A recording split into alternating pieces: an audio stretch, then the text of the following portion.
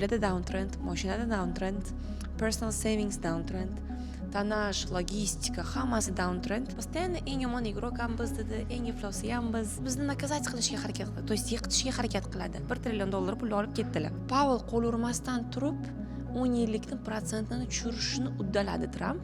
2020-yilda 20 trillion edi. 2025-yilda 36 trillion. Chunki to'lanayotgan protsent bilan 36 trillionga 5% dan to'lash, pullar ham tugab qolgan, sistemada qurg'oqchilik, sistemada pul qolmagan.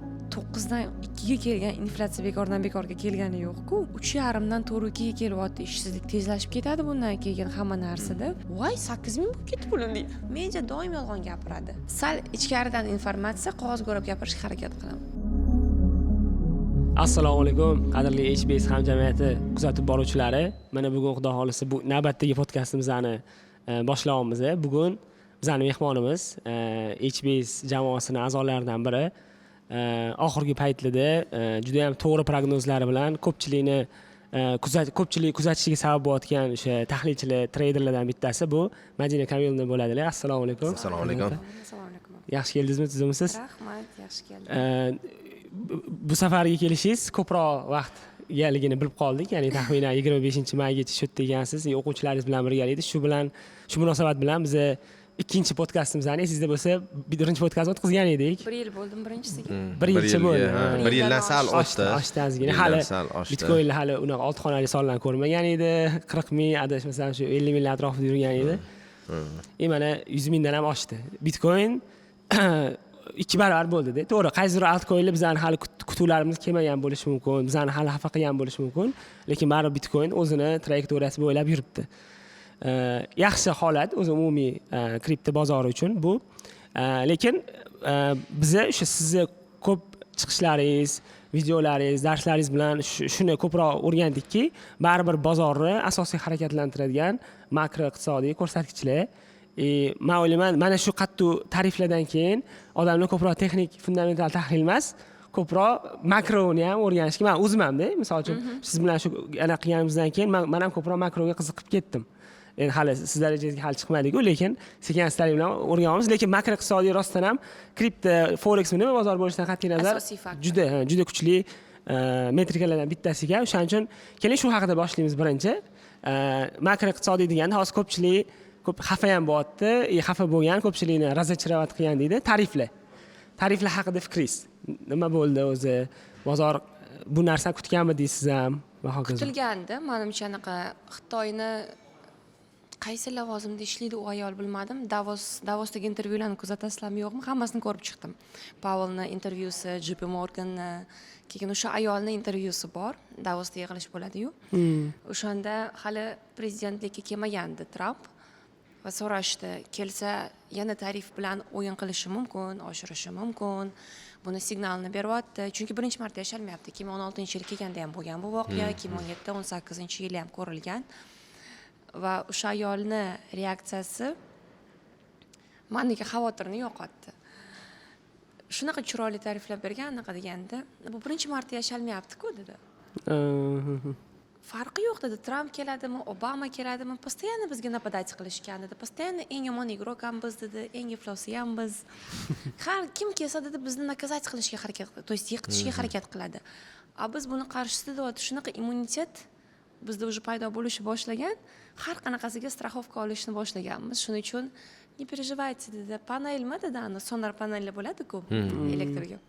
Anaqa eng ko'pini Amerika olyapti deyishyapti-ku dedi jurnalist. Kim aytdi eng katta statistika bo'yicha Amerika emas dedi.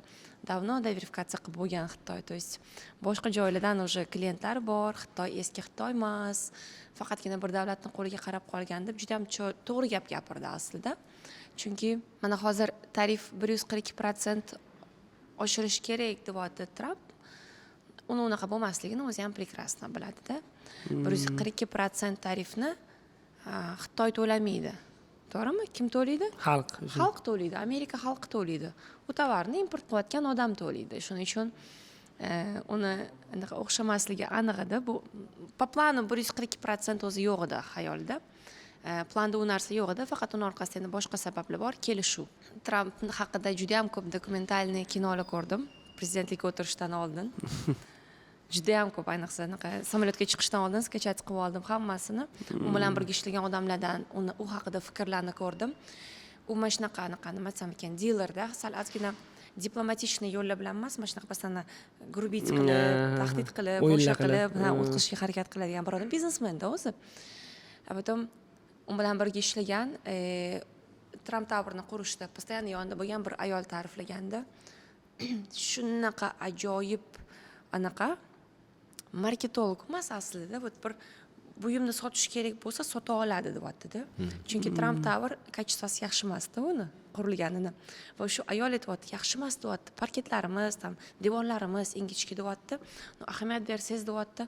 Hayron qolardim. Bir san'at bor unda, haligi o'rtadagi dealni topishga. Deal nima bo'ladi? Kelishuvda. Kelishuv qilishga постоянно ishlatadigan so'zlari bor deyapti. Bilasizmi? O'ta ham go'zal. Juda ham yaxshi, anaqa yaxshi demaydi-da u, anaqa bo'rttirib ko'rsatdi. Da, постоянно oshirib tovarni o'tkazishga harakat qilgan. Shuning uchun taktikada ham mana shunaqa qilayotgani ma'lum edi boshidan. Uning orqasida ozgina boshqa sabablar bor. No.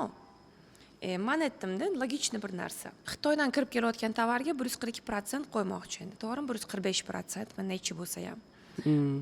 U tovar Xitoydan kirish shart emas. Через O'zbekiston kiradi. Amerikaga. Dubay полный Xitoylardan davsa, free zona. Free zonada hammasini skladlari bor. Dubaydan jo'natishadi UAEdan. UAEga tarif chunki по-любому boshqacha.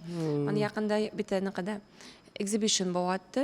Tovarlarni sotadigan katta konferensiyada. Konferensiya emas, nima deysiz exhibitionni? Ko'rgazma. Ko'rgazma. Anaqa kolonka olib kirib ketdilar-ku, shunaqa kolonka qo'yib qo'ygan bitta anaqa firma bor. Anaqa katta qilib plakat ilib qo'yibdi. Anaqaga Amerikaga yuborishimiz 10% gina olaman tarifga debdi. Keyin intervyuchi yurib keldi-da, nimaga 10% olasan? 145 deyapti-ku, qanaqasiga u bu desa, "Mana anaqa Afrikada, Nijeriyada anaqam bor, skladim bor" dedi. Keyin aytdim, bular davno verifikatsiya qilib bo'lgan, u narsani прекрасно bilishadi. Shuning uchun juda ham ko'p davlatlarda o'sha anaqa xitoyliklar ko'payib ketganini ko'rishimiz mumkin, sezishimiz mumkin, chunki ularning maqsadi o'sha riskni taqsimlashi, boshqa qilishi. Nimaga unaqa qildi desangiz, selda maqsad nima bo'lmasa. Ana o'tagi eng katta muammo Amerikani obligatsiyasini qaytadan moliyalash. Amerikani qarzi bor, to'g'rimi? U qarz mana muhlatda to'layotgan qarzlar bor bu yil. 9 trillionga yaqin ekan endi 2026-yilgacha. 9 trillionini qaytadan moliyalashtirish kerak. Tak, eski moliyalashtirilgan narxlar, eski qarzni protsenti 2-3%. Hozir yangidan qaytadan moliyalashtiraman desa 5% edi obligatsiyalari. Ajoyib narsa-da, sizning qarzingiz bor. Bankdan qarz olgansiz. Borib to'lab berishingiz kerak. Ham protsenti bor 2% dan, ham qarzingiz kelib turibdi. To'la olmayapsiz. Uni birgina chorasi bor, yo'q, qamaladi u odam, default bo'ladi. Liba borib boshqa bankdan qarz olib turib, eskisini yoptirasiz, to'g'ri? Ahmadboy. Ahmadboy. Eskisini yopish, endi eskisi 2%, yangi kreditni 5% dan olasiz. Siz ubitga yetib qo'yadi-ku. Bu yerdagi 5% obligatsiyani protsenti tushmayapti. Nimaga talab yo'q? Bu sxemani borib turib baribir yo default bo'lishiga, yo bo'lmasam deflate qilishiga ishonadi butun davlatlar.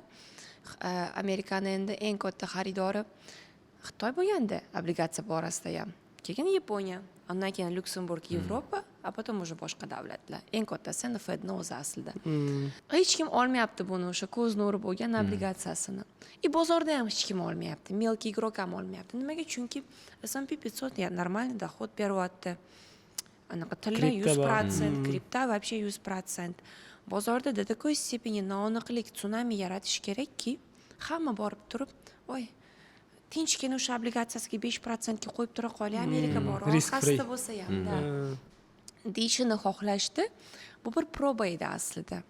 Uni orqasida ikkita maqsad bor edi. Birinchisi bu, ikkinchisi o'sha davlatlarni oyog'iga olib kelib turib, tarifni bekor qilishimni xohlayapsanmi? Da. Na, bering, men obligatsiyani olgin. Deyishadi. Uni birinchi qilgan anaqalari davlatlardan bittasi, anaqa Melaniya keldimi? Yo'q, Melaniya emas edi. Italiyadagi anaqa keldi. Ministr keldi, gaplashishdi, boshqa qilishdi, tarif ham bo'ldi, pauza bekor qilindi. Xudo biladi qancha obligatsiyani olib ketdi. Olgan bo'lishi mumkin. Конечно. A potom hozir mana oshiraman dedi. Xitoyning anaqasi Amerikadagi konsulstvasi, chunki konsul javob beradi u narsalarga, prezident emas. Официальный chiroyli xatda постоянно yozdi. Mani bulg'i qilma, то есть menga bunaqa o'dag'aylama, odamga o'xshab telefon qil, kel, gaplashamiz. Unaqa chiqib turib la qilsang dedi. Biz dedi anaqa emasmiz dedi, yerdan chiqqan qo'ziqor emasmiz, boshimizdan egib boradigan уже. Uni постоянно chiroyli anaqa diplomatичный yo'llar bilan yozishdi anaqa Twitterda. Birinchi podxod boshini ekkan yana Tramp bo'ldi. 145% dan 80% ga tushirdi.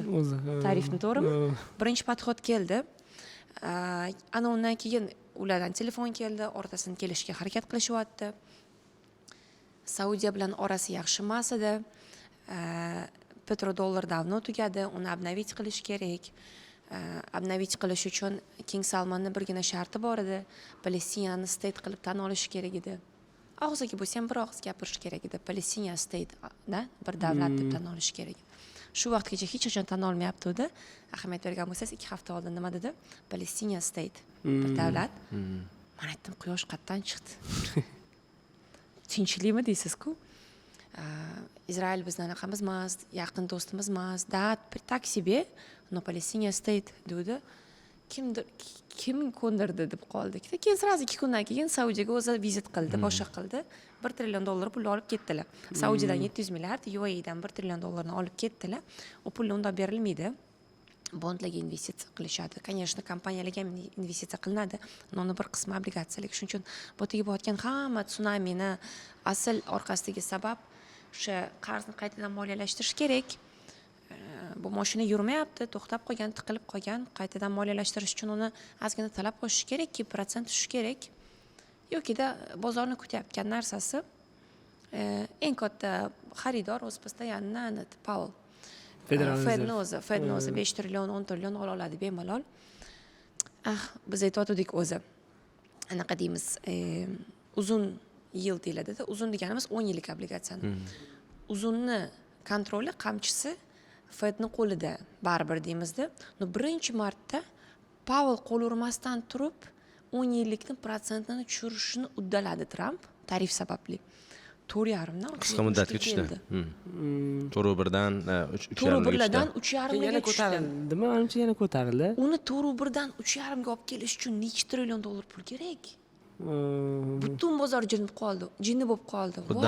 Xuddi to'g'ri bolg'asini kapital Amerika ko'targanda holatda, ya'ni. Aytki, voy, longni anaqasi qamchisini anaqa yo'tqizib qo'yishibdi. Tramp tushirdi, epladi, ertasi kuni yana qaytib ko'tarilib ketdi. Hamma aytdi, baribir Powellga qaraganmiz, значит, скорее всего. Shuning uchun tarif umuman в целом bir teatr, uni orqasida sal boshqacha narsalar bor, kelishmoqchi bo'lgan narsalar. Juda ham ko'plana qilib, mana tariflarni oshiryapti, biznes o'lib ketadi, nimadirlar qiladi. Qo'ysizchi. Undan katta muammo bor siz. Siz prosta moliyaviy savodxonligingiz bo'lmagani uchun ko'ra olmayapsiz.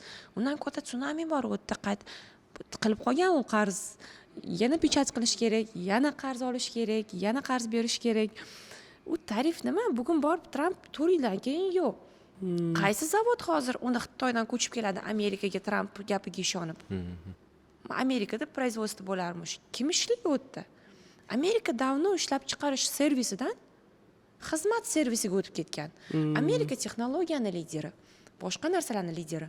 Ishlab chiqarish o'sha Bangladesh, Tayvan, anaqa Vietnam, Xitoy, Vietnam ularga qolib ketgan narsada. Anaqadan Steve Jobsdan so'rashyapti-ku, Appledan so'rashyapti-da endi.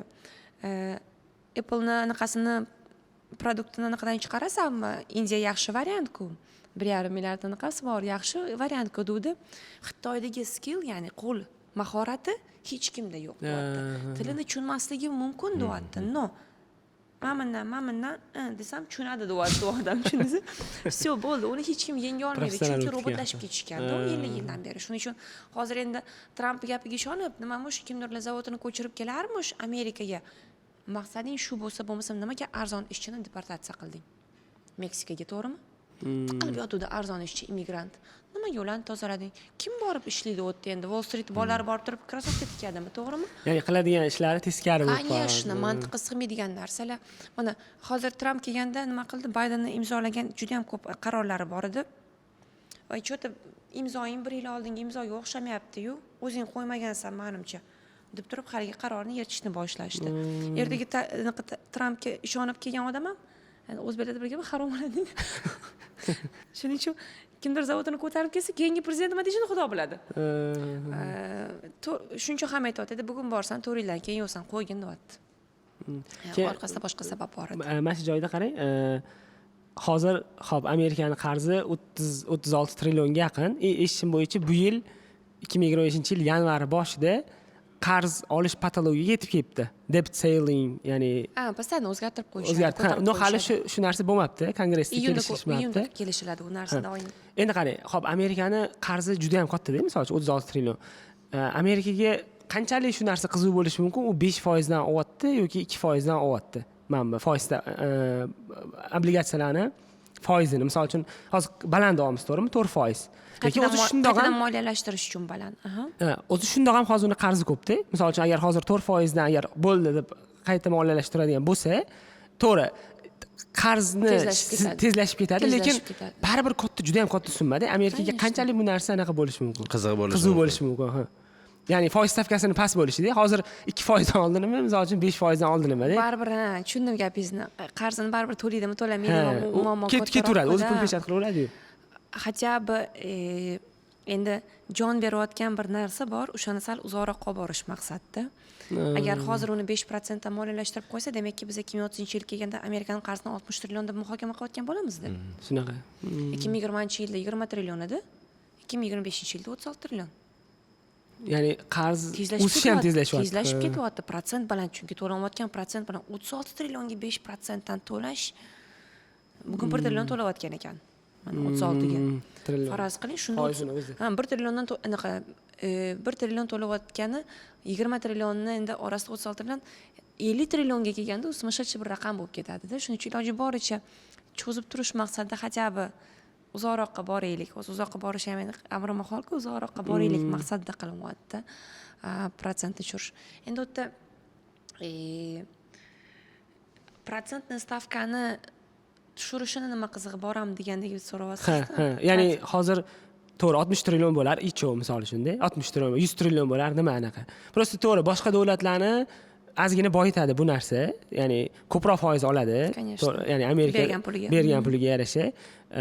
Shu tomonlama foyda bo'lishi mumkin, lekin Amerikani o'ziga, misol uchun, men hayron qolmayman, 2030-yilda 100 trillion Amerikan qarzini mana shunaqa absurd qilib o'tirsa-da, 70 trillionga chiqish kutilyapti statistika bo'yicha. Shuning uchun qanchalik anaqa narsa, ya'ni men hayolimga shu narsa kelib qoldi. Uzoqroqqa cho'zishda, aslida qarzimizni kamaytiraylik emas, kamayadigan qarz emas u.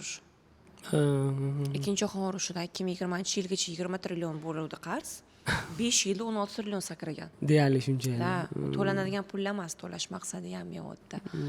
Hatto bozorroqqa borish maqsadi, chunki birdaniga 70-80 trillion bo'lib ketsa, pozorish bo'lib ketadi-da, endi 2-3 yilda bo'lib ketsa. Shuning uchun hatto 2040-2050 gacha sudrashdi. O'z maqsad 90 yil yashaydi любой valyuta. 2040 dan keyin o'sha qanaqadir boshqa valyutani muhokama qilayotgan bo'lamiz. O'lmaydi-yu, endi dominantligini aytmoqchiman. O'zgarishi mumkin. Endi keyingi narsa ham bor, bilamiz, statistik, ya'ni qarasak, Warren Buffett indikator bor, ya'ni bu qarzni yalpi ichki mahsulotga nisbati. Mana shu narsalarni gaplashamiz, ya'ni ma'muriyat o'tib ketdi, ya'ni qarz qancha bo'lishiga qaramay, lekin biz 2017-2018 ko'rganmiz, mana shu ya'ni qarz yalpi ichki mahsuloti hisobiga juda katta protsent katta bo'lgan va kamaytirishgan.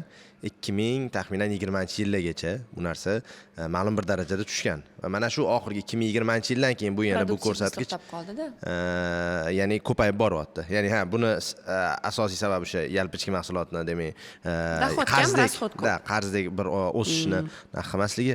Lekin o'shanda ko'rganmiz, mana shu holatda qarzni kamaytirish, ya'ni 2018-yil, 2019-yil haqida ham ozgina fikrlaringiz yo'q. Menga qiziq bo'ti, ko'pchilikni og'zida ketmaydi 2018-2019, lekin 2018-2019 даже pandemiyadan qiyinroq bo'lgan. Lekin hech kim mana shu narsani gapirmaydi.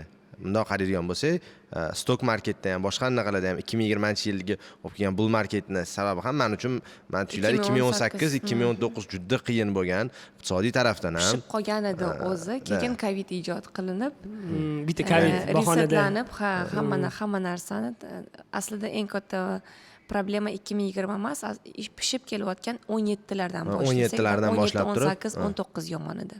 O'sha payt ham qanaqa bir holatlar bo'lgan. Endi men to'g'risini aytaman, hali research, ya'ni tadqiqot qilib ko'rmadim. O'sha paytdagi Mana bunaqa uncha ko'p 2018 qilmadim. lekin orada juda ko'p ko'zim tushadi, baribir grafalarga texnik analiz ko'p ishlaymiz-ku. Stock marketning ahvoli, ya'ni hozir, ya'ni o'sha 2018dagi holat bo'lsa nima bo'ladi? Biz hozir maksimumni yengillamasdan turib yana orqaga yana qaytib ketishimiz kerak. Ya'ni unda ham xuddi shunaqa 2018da keskin tushish, bitta tepaga chiqib turib, hammani yana bir efirga qilib turib, yana orqaga ketamiz.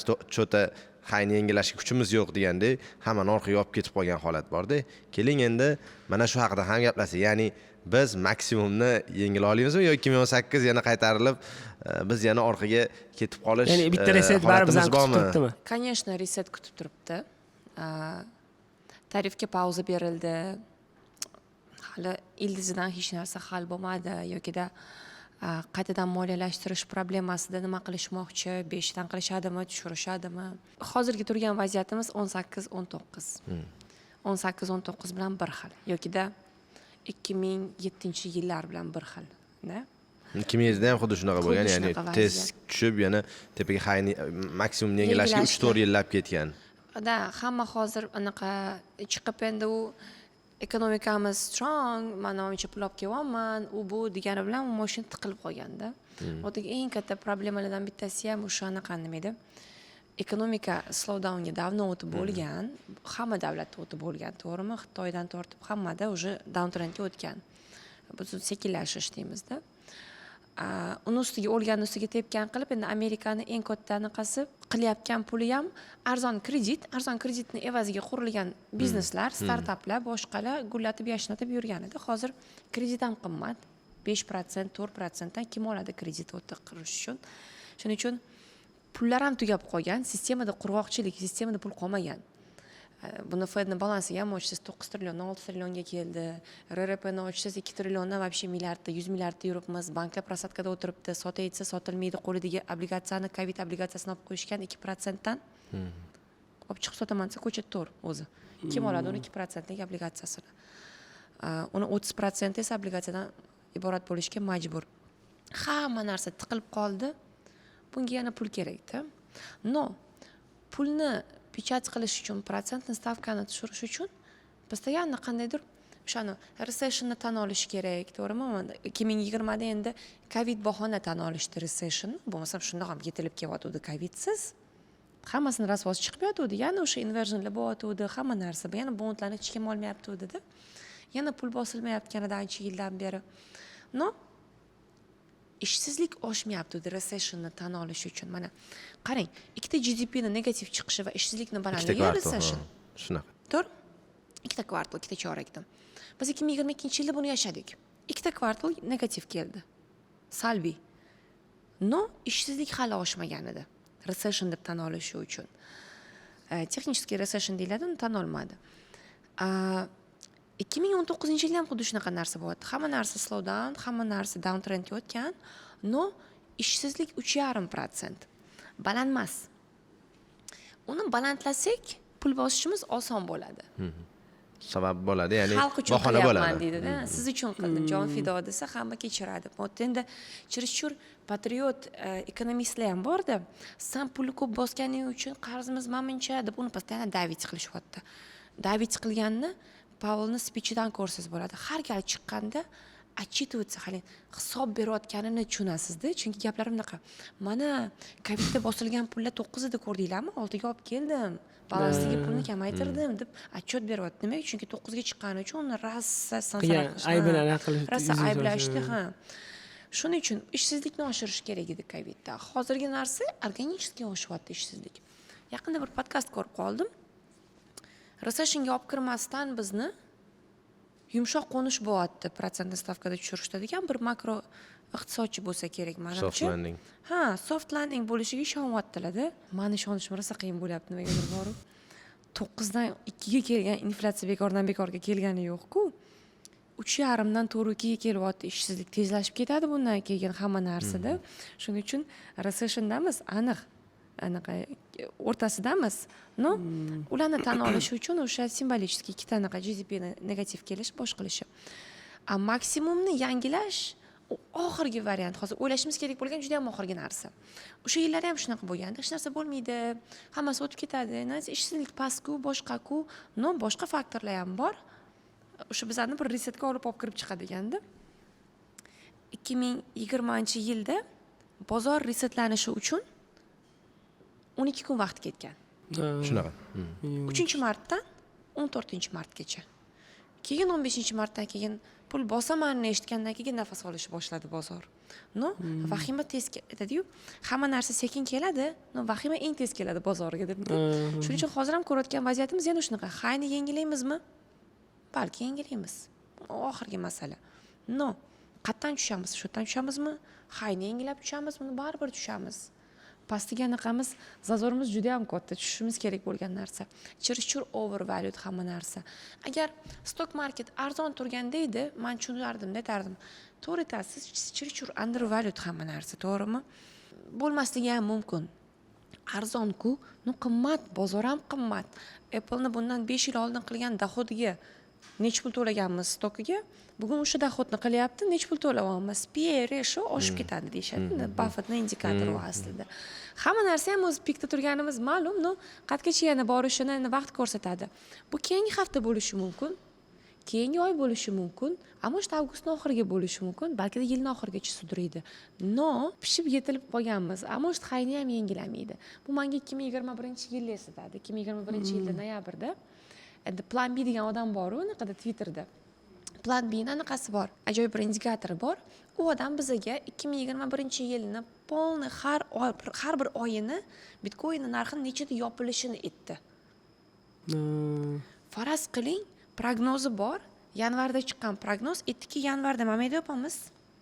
Hatto eng ishonchli joyi qayerda bo'lgan bilasizmi? Yanvarda hamma u odamga aytdiki, anaqa avgustning 28,000 yopamiz deyapti, jinnini qara, iyulda. Bitcoin anaqa o'tib bo'lganda, o'sha 50,000 60,000 yurgan paytida bo'lishi mumkin emas вообще ssenariy bo'yicha. Iyulda 28,000 yopildi. Hamma plan bilab qoldi. Sentyabr 49,000, mamanda 54,000, mamanda 67-69,000, dekabrda biz 100,000 ga yetgan, hamma 100,000 ni kutyapti. Makro iqtisodiy anaqada o'sha sirasi razvorat keldi. Pavel chiqdi-da, главное boss yadida. Siz emassiz dedi, 3-noyabrda chiqqan majlisda все dedi, QT'ni e'lon qilaman dedi. Undan keyin shuning uchun hozir u Pavelni chiqib turib, qachon yana o'rtoqlar хотя projectionni tan olishyapti, stagflationdamiz. Не только recessiondamiz, stagflationdamiz aslida-da. Shuning uchun bozor titrab turibdi hozir hamma narsada. Og'zaki hammasi yaxshi deyapti. Yozma ravishda bu yil GDPni oqsashini, ishsizlikni oshishini, одновременно inflyatsiyani ham oshishini prognoz qilishyapti 17 ta a'zoda. Yozmasi boshqacha, endi og'zaki boshqacha. Shuning uchun ularni o'zi ham prekrasno bilishadi, yumshoq qo'nish bo'lmaydi. Hayni yangilaymizmi, yangilamaymizmi? U narsani qachon sinishiga bog'liq. Mana shu tarif sababli bozor tushayotganda anaqani ayniqsa S&P 500 endi 20% korreksiya qilsa, bilasiz, korreksiya 20 dan oshsa o'zi crash hisoblanadi, to'g'rimi? Shuning uchun biz VIXda постоянно 20 ni olamiz, anaqa qilib, orientir qilib. 20% ga kelganda men aytdim. Ammo shu tarif sababli hozir bozorni resetlamoqchi-da, silkitib. O'shanda chunki bozor tushib bersa, Pavel baribir protsent stavkani tushirib pul bosib beradi-ku. Hayni ko'rmas ekanmiz dedim. Bo'ldi, ketyapmiz pastga. 20 ga kelganda aytdim, qani ko'ramiz, agar fikri o'zgarsa, rosa ko'p gruppada ham o'zim o'quvchiligida fikrini o'zgartirdim desa, demakki bozorni hozir tushishini xohlashmayapti, o'sha hayni yanglashmoqchi. 20 ga keluvdik, 22 bo'luvdi, o'sha kuni pauza berdim dedi, bo'ldi, bozor yana ketdi tepaga qarab. Ammo o'sha yangilaydi, shuning uchun buni mana yangilashiga ham unaqa Bitcoinga ham ko'p qolmadi-da, 5-6% qoldi, aksiyada ham 5-6%. Aksiyaga bir 7-8%lar taxminan uzoqda emasmiz, qoldi.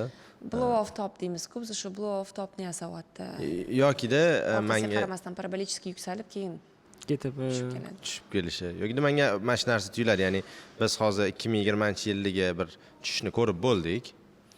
Bu degani 2022-yildan 2023-yilgacha bir marketga kirib hammani yuragini siqqan payt. Ya'ni bu nimani tuyuladi? Ya'ni menga shunaqa tuyulyapti, 2026-yilning o'rtalarigacha hattoki tushishni ham ko'rmasligimiz. bunga nima sabab berishi mumkin? Endi bilasiz, research qilib chiqqanimizda Banner Cycle degan narsa bor. Tarixdan juda kuchli narsa, fermer tomonidan qilib chiqilgan. 2026-yilni taxminan ancha, ya'ni 2007-ni ham bu topgan, 99-yilni ham topgan, hattoki mana bu 2022-yildagi qulashlargacha to'chma-to'ch Fibonacci raqamlariga qarab turib sikllarni topgan. 2026-yil mana shu sikl bo'yicha narxlar juda yaxshi bo'ladi, bozor eng cho'qqisida bo'ladi. Ketdi 2026 dan yana taxminan bir 6 yil biz tubiga ketamiz. Ya'ni 2026 dan uyog'iga Amerika bozoridan bir foyda qidirish bir ahmoqlikdek tuyuladi mana shunga qarab turib. Odamning gapiga quloq solsangiz, 2019-yil pik bo'lib chiqib ketishimiz kerak edi bozorda. Aslida pik 2020-21 bo'ldi. Surildi o'ziga. Kechgan vaqtlari bor, ya'ni misol ayrim holatlarda, ya'ni 1-2 yilga aniq 1-2 yilga adashgan holatlari bor. Bu bo'yicha fikringiz qanaqa? Ya'ni 2026-yil bizga bir mazza qiladigan yil bo'ladimi yokida anu narsam, ya'ni ko'p o'quvchilarimiz bilan ham eng oddiy tahlil o'zi Bitcoin yoki kriptovalyutaga kelsa, biz ko'rsatadigan eng oddiy narsa 3+1, ya'ni biz Bitcoinda 3 yil oshamiz, 1 yil tushamiz. Agar 2026-yil ham rostdan juda zo'r bo'lib bersa, Bitcoin mana shu qoidasini bizda degan-edi. Ya'ni fraktallikni bizda, ya'ni 3+1 emas, bu safar даже 4-yiliga ham nima plyusga o'tib ketdi degan narsani olib chiqishi mumkin. Ya'ni yilma-yil bilamiz, returnlari 3 yil oshgan, 1 yil tushgan, 3 yil oshgan, 1 yil tushgan. 2018-yildagi tushish 2020da to'xtagan. 2018da. Sikllar to'g'ri kelmadi. Men постоянно bo'sh vaqtim qarayman. Anaqa qilib ketgan, nima desam ekan. 2018-yil pik yashalgan edi, $18,000 dan $3,400 gacha tushgani. 2020-yil tugagan-ku korreksiya, to'g'rimi? 2019 bitta ko'tarilib, 2020da yana deyarli o'sha double bottom. Uni tushishda downtrend edi. Keyingi uptrend 2020dan 21 gacha bo'ldi. То есть 1,5 yil, 2 yil. Men siklni qaramayman. Bannerda ham adashgan emas. 2019da bizani bozordan chiqarib qo'ysa, asl bulan o'zi 2021da bo'ldi. Shunaqa, ha. Uni ko'rdim. Shuning uchun unaqa to'g'ri kelishi ham shart emas. 2020-yildagi korreksiyani уже yashab bo'ldikmi deb o'ylayapsiz? No. Yani chart ust qo'ysa. Chart gapiraveradi. Anaqani 2020 nimaga korreksiya yashalgan? U вообще boshqa narsalar-ku. O'tiga asl qutqaruv operatsiyasi yana shu banklarning prosatkasi katta edi. Anaqa yana o'sha repolar, yana ichida pul yo'qliklar, boshqalaydi-ku. Endi protsentni stavkani 2016dan oshirib kelib 19 ga kelib pauza beruvdi. Bu oshirish jarayonida hamma narsa oyoq osmondan bo'lib qoladi o'z postoyanni. Mashinani moyadek birga pul qilmagandi-ku. O'sha pulni pechat qilish uchun e'lon qilgunicha vahima o'sha recessionni tan olish uchun tushgan bozor. Hozirgi korreksiya обычный sog'lom korreksiya bo'ldi. Bu yil deysizmi, yoki oldingi yil deysizmi? Har doim bo'lib turadigan korreksiya. U crash degan narsamiz hali yashalgani yo'q-ku. Chunki foiz stavkasini tushirish uchun nimani tan oladida tushiradi? Bozorni tushgani sababli tushiryapman deydimi?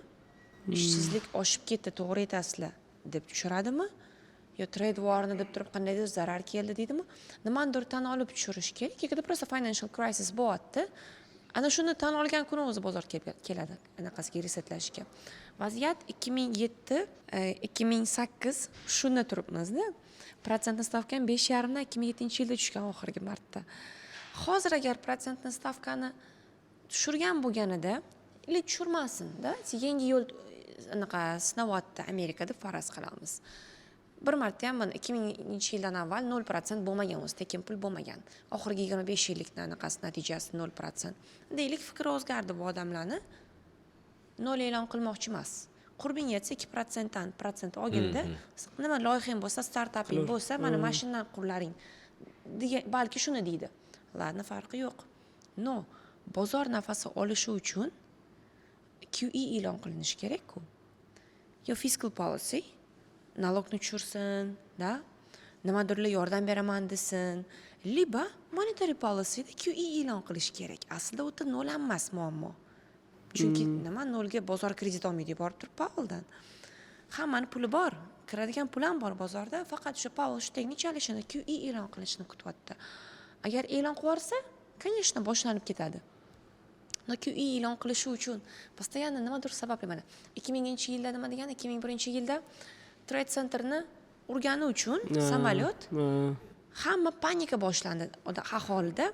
Banklarning eshigiga borib turib, Amerika terroristik attakaga uchrayapti. Bu hali boshlanishi, buni davomi keladi deb o'ylab turib, borib hamma pulni yechishni boshlaganda bankrot bo'lish ehtimoli bor-ku, bankrot bo'lishi. Ana shuni sabab qilib pechat qildi. 2008da endi NBC ipotechni anaqa crisis bo'ldi deb sabab qildi QE'ni. Avvaldan 2020-yilda Covid sababli QE e'lon qilyapman, xalqqa yordam beryapman. Aslida bozorni kutayotgan narsasi ham shu. Paul Beni anaqasini ochishib, pulni jo'mragini ochib, pulni qopini ochishida. Shuning uchun u qopini ochgunicha odamni ahamiyat berayotgan bo'lsangiz, bir narsani tan olish rosa qiyin-da, imillaydi-da. Yomon odam emas, imillaydi. U tan olgan kuni bozor resetlaydi. Ajoyib bir anaqa tuzilma tan oladi. Ish rasvo deydi-da. Muhokama qilaylik, biz buni sheriklarimiz bilan 17 ta zovurni kirib ketadi. Yo, bozor tushgan. Bozor shaqillab turadi. Ana kuni Trump tarifni oshirarmish deganiga 20% korreksiya qildi S&P 500. Hali mish-mish oshirgani yo'q. Qildan nozik deb shunga aytamizda, stressli momentda. Kim mana shu joyda mana foiz stavkasini qilyapmiz, gaplashyapmiz. Foiz stavkasi shu aytganingizdek, shu Covid payti, endi odamlardan pul qochgan payti, bizneslarni qutqarib qolish uchun kichkina foiz qilib berilgan 0.1 atrofida. Lekin mana 2023 dan boshlab qarasak, 2023-yildan boshlab taxminan 4.5% bo'lgan, to'g'rimi? Endi riski baland aktivlar, aksiya 5.5 gacha ham chiqar, aktiv kriptovalyuta aksiyalar, misol uchun Bitcoin o'zi 6 barobar ko'tarildi. Ya'ni balki shu siz aytganingizdek, endi foiz stavkasini tushirish ularga qanaqadir prioritet emas. Chunki foiz stavkasi baland bo'lsa ham bozor bunga yaxshigina reaksiya qilib berdi. Ya'ni yana 0 bo'lishi bu shu Covidga o'xshagan bir qanaqadir Covid rostdan ham bir odamlardan pul qochgan payti bo'lganda, yaxshigina bahona bo'lgan ularga. Balki foiz stavkasi unaqa orqaga u darajada shiddatli qaytmas. Endi men hozir QE deyotganingizga quantitative easing, ya'ni miqdoriy yengillashtirish, balki bu nima sabab bo'lishi mumkin? 7 trillion bu yil debt mature bo'lar ekan. Ya'ni 7 trillionni qayta moliyalashtirish kerak, bo'lmasa default e'lon qilishga majbur. Xo'p, default e'lon qilmaydi, unaqa qila olmaydi. Xo'p, unda obligatsiya chiqaradi. Xo'p, obligatsiya 7 trillionlik agar obligatsiya chiqarsa ham, menimcha anaqalar yig'ib olmaydi. Ya'ni davlatlar, Yaponiya, Xitoy ular sota olmaydi. Sota olmaydi. Majbur mana shu holatda balki Federal Reserve, balki o'sha siz aytayotgan hozirgi o'sha katalizator balki shu bo'lishi mumkin. Ya'ni 2020 grafik ko'rdimda, 24, 23, 25, 26 eng uzun bunaqa bar chartda eng uzuni debt mature bo'ladigan bu yilda turibdi. 7 trillion pulni xalq absorb qila olmaydi, so'rab ola olmaydi. Faqatgina majbur menimcha Federal Reserve. Balki hozir quantitative tightening bozorga obligatsiya chiqarayotibdi, lekin endi menimcha shuni anaqasi kelyapti. Balki shu deb o'ylayman. Nima deb o'ylaysiz? Bo'lishi mumkin. Bozor baland protsentni stavkada ham yuksaldi-ku deb hamma hayron qolyapti-da. Baland protsentni stavkada ham yuksaldi-ku. Chunki hali bozor yiqilishga tayyor emas edi. Chunki Powell ikkita narsa majburlay oladi. Protsentni stavkani nolga olib kelib pul pechat qilishiga. Liba unemployment rate, ishsizlik oshib ketishi kerak. Liba bozor. Ili bozorda. Inflyatsiyaga ham tupurgani bor. 2008-yil isbotlagan. 2 dan 5 ga chiqib ketsa ham protsent stavkani tushirgan. Maqsad 2 deb yotibdi, 5.5 ga chiqib ketgan 2 dan baribir tushiraverganlar. Baribir tushirgan, to'g'ri. Yo xalq qiynalishi kerak, yo bozor korreksiya qilish kerak. Wall Street bor bo'g'adi uni chunki. Shuning uchun bozor endi faraz qiling 2023-yilda tushib bersa edi. Protsent stavkani tushirishga majbur bo'lib qolarmidi? Majbur bo'lib qolarmidi? Inflyatsiya bunga tayyormidi? Yo'q, baland. Hal vaziyat yonib turuvdi-da, 6% baland bo'lib turdi ana. Rossiya Ukraina sababli neft oshib turganida, shuning uchun tak o'ynab turishimiz kerak bozor. Meni tushunishim bo'yicha-da o'ynab turishimiz kerak. Chunki 2021-yilning oxirida oktyabrda ETF qabul qilishdi. Futures ETF qabul qilingan. Bu birinchi ETF emas, bu spot ETF. Va shunaqa xursand bozor, chunki kattalar kirishni boshladi bozorga. Ko'rsangiz milliard pul kiryapti. Keyin razvorot bergandan keyin hamma razvorot qilib turib, birinchi pul olib chiqib ketganlar ham shular bo'ldi-da. ETF-ni heyo beyo endi 2023-ning oxiriga kelganda qabul qilinish, menga qarang, Ethereumni ETF qabul qilinishga anaqa fundament tayyor emas edi. Ethereum ETF qabul qilinishga mumkin emas, chunki Ethereumda staking bor-ku. Chiqaveradi. Bez limit. Ethereum'da ETF ham qabul qilinishi kerak emas-ku. Men Bitcoin'dan shubhalanayotgandim o'zi. Men aytdim, ha, конечно, bozorni o'ynatib turishga zo'r bo'ldi. Chunki birinchi, voy, Nvidia. Qarasa Nvidia sal to'xtab qoldi. Объем tushdi, T1 split qilib tashlashdi, hajm tushmasin, boshqa qilmasin deyishdi. Keyin, давайте ETF-ni qabul qilib turamiz. Euforiya kerak, bozor davom etishi kerak, chunki bozor hali yiqilishga tayyor emas, fundament tayyor emas. ETF, a potom anaqa 2024-yil anaqa mayda Ethereumni ham qabul qilamiz deb endi oshirib yubordik dedim. Endi staking bor o'tdi, boshqa bor. Shuning uchun Ethereumda umuman harakat bo'lgani yo'q ETFni qabul qilsam. Chunki ETFga hali tayyor anaqa asset emas. SEC unga ruxsat berish kerak. Da, to'g'ri aytasizlar. Staking bo'lsa ham ETF qabul qilinsin degandan keyin harakat bo'lib ketadi. Shuning uchun Ethereumda anaqa harakat yo'qdi. Bozorning o'sishi shu sababli bo'ldi. Va sizdan birinchi podkast qilganimizda aytgan halving, bahona, likvidность, pul kirmasa qiyin. Endi aytmoqchi shuni. Bozorga likvidlik kirmasa qiyin. Pul kirmasa qiyin. Pul kirishni boshladi 2023-yilda. Aziyadan arzon kredit, Aziyada Xitoydan постоянно pechat qilyapti. Amerikani o'zidan BTFP. Chunki yetarki sistemani ichi qurib ketgan bo'ladi, pul yo'q. O'sha sistemani ichigimda pul kirishni boshlasa, banklar nafas olishni boshlasa, bu yerda eng katta gambler ham o'zi banklarning o'zi, banklar katta risk olishni boshlaydi. Junk bondlarni sotib olishadi-ku, katta risklilarni. 2023-yil 3 ta bank bankrot bo'ldi. Silicon Valley banklar. 3 ta bank bankrot bo'ldi. Сразу anaqa Powell likvidность berishga majbur bo'ldi. Banklarga. Hech qanaqa protsentsiz 1 yilga pul berib turdi. Lekin o'sha именно 24-yil martgacha ekanda, o'sha srogi men ko'rdim, 23dan 24. Bo'ldi, bozor o'shandan keyin qaytgan. Bo'ldi. 1 yil pul beruvdi sistemaga yetarki pulni bersin, doim gambler bor bozorda, постоянно bu Ponzi постоянно davom etadi. Полный sistema Ponzi o'zi, endi S&P 500 bo'ladan boshqa Ponzi 2008-yillik voqealarni qarang. Korrupsiya yo'qmi Amerikada? Конечно bor. NBCdagi muammo ham bor. Nimaga qabul qilsin? Odamlar itigacha kredit olgan. Ipotechniy kredit olishgan. Buni nimaga ruxsat beryapsizlar? Sani xotin o'tiradi, ko'rganmiz kinoda. Majburmizda yaxshi premiya beradi deydi-ku. O'ta hamma bu Ponzi постоянно davom etadi. Yetarki bozorda anaqa bo'lsin. O'shani, voy men aktiv zo'r ekansa, hamma gururlab shu yoqqa ketishadi. Keyin ham yaxshi kelsa gururlab bu yoqqa ketishadi. Bu yerda anaqa eyforiyani berib turgan orqa tarafdan постоянно anaqa sistemani o'sha Fedlarning o'zi, sentralniy banklarning o'zi sistemaga shunda pulni tiqib yuboruvdilar, BTFPga bozor yana nafas olishga boshlab ketdi. O'sha sabab. Haylarni yengiladi, boshqa qildi deganlarimiz. No, bozor yaxshilanishi uchun mana biz small market cap deymiz, to'g'rimi? Small market cap o'lib yotibdi. Aksiyalarda o'sha narsani aytmoqchi edim, ya'ni aksiyalarda hali o'sha small market caplar hali, ya'ni IVM aniqlab beradi. Ya'ni IVM bu o'sha Russell 2000, ya'ni aksiyalar hali maksimumini yengilagani yo'q. Ya'ni aytadi-yu, bozor bull marketdanmi, bear marketdanmi bilish uchun small market capga qarash kerak deyshadi. Small market cap o'lib yotibdi. 2021dan beri xayin oldiga yaqinlasha olmagan bechorani. Intel'dan qasi CEOsi har kuni duo o'qiydi-yu, anaqa Twitterda ko'rganmisiz? Aytishadi-yu, buni anaqa bo'lib ketdi, duogo'y odam bo'lib ketdi deyshadi-ku, chunki bankrot bo'lish arafasida. Shuning uchun small market cap yuksalmadi. Biznes yuksalmadi. Uylar zo'r sotilmadi.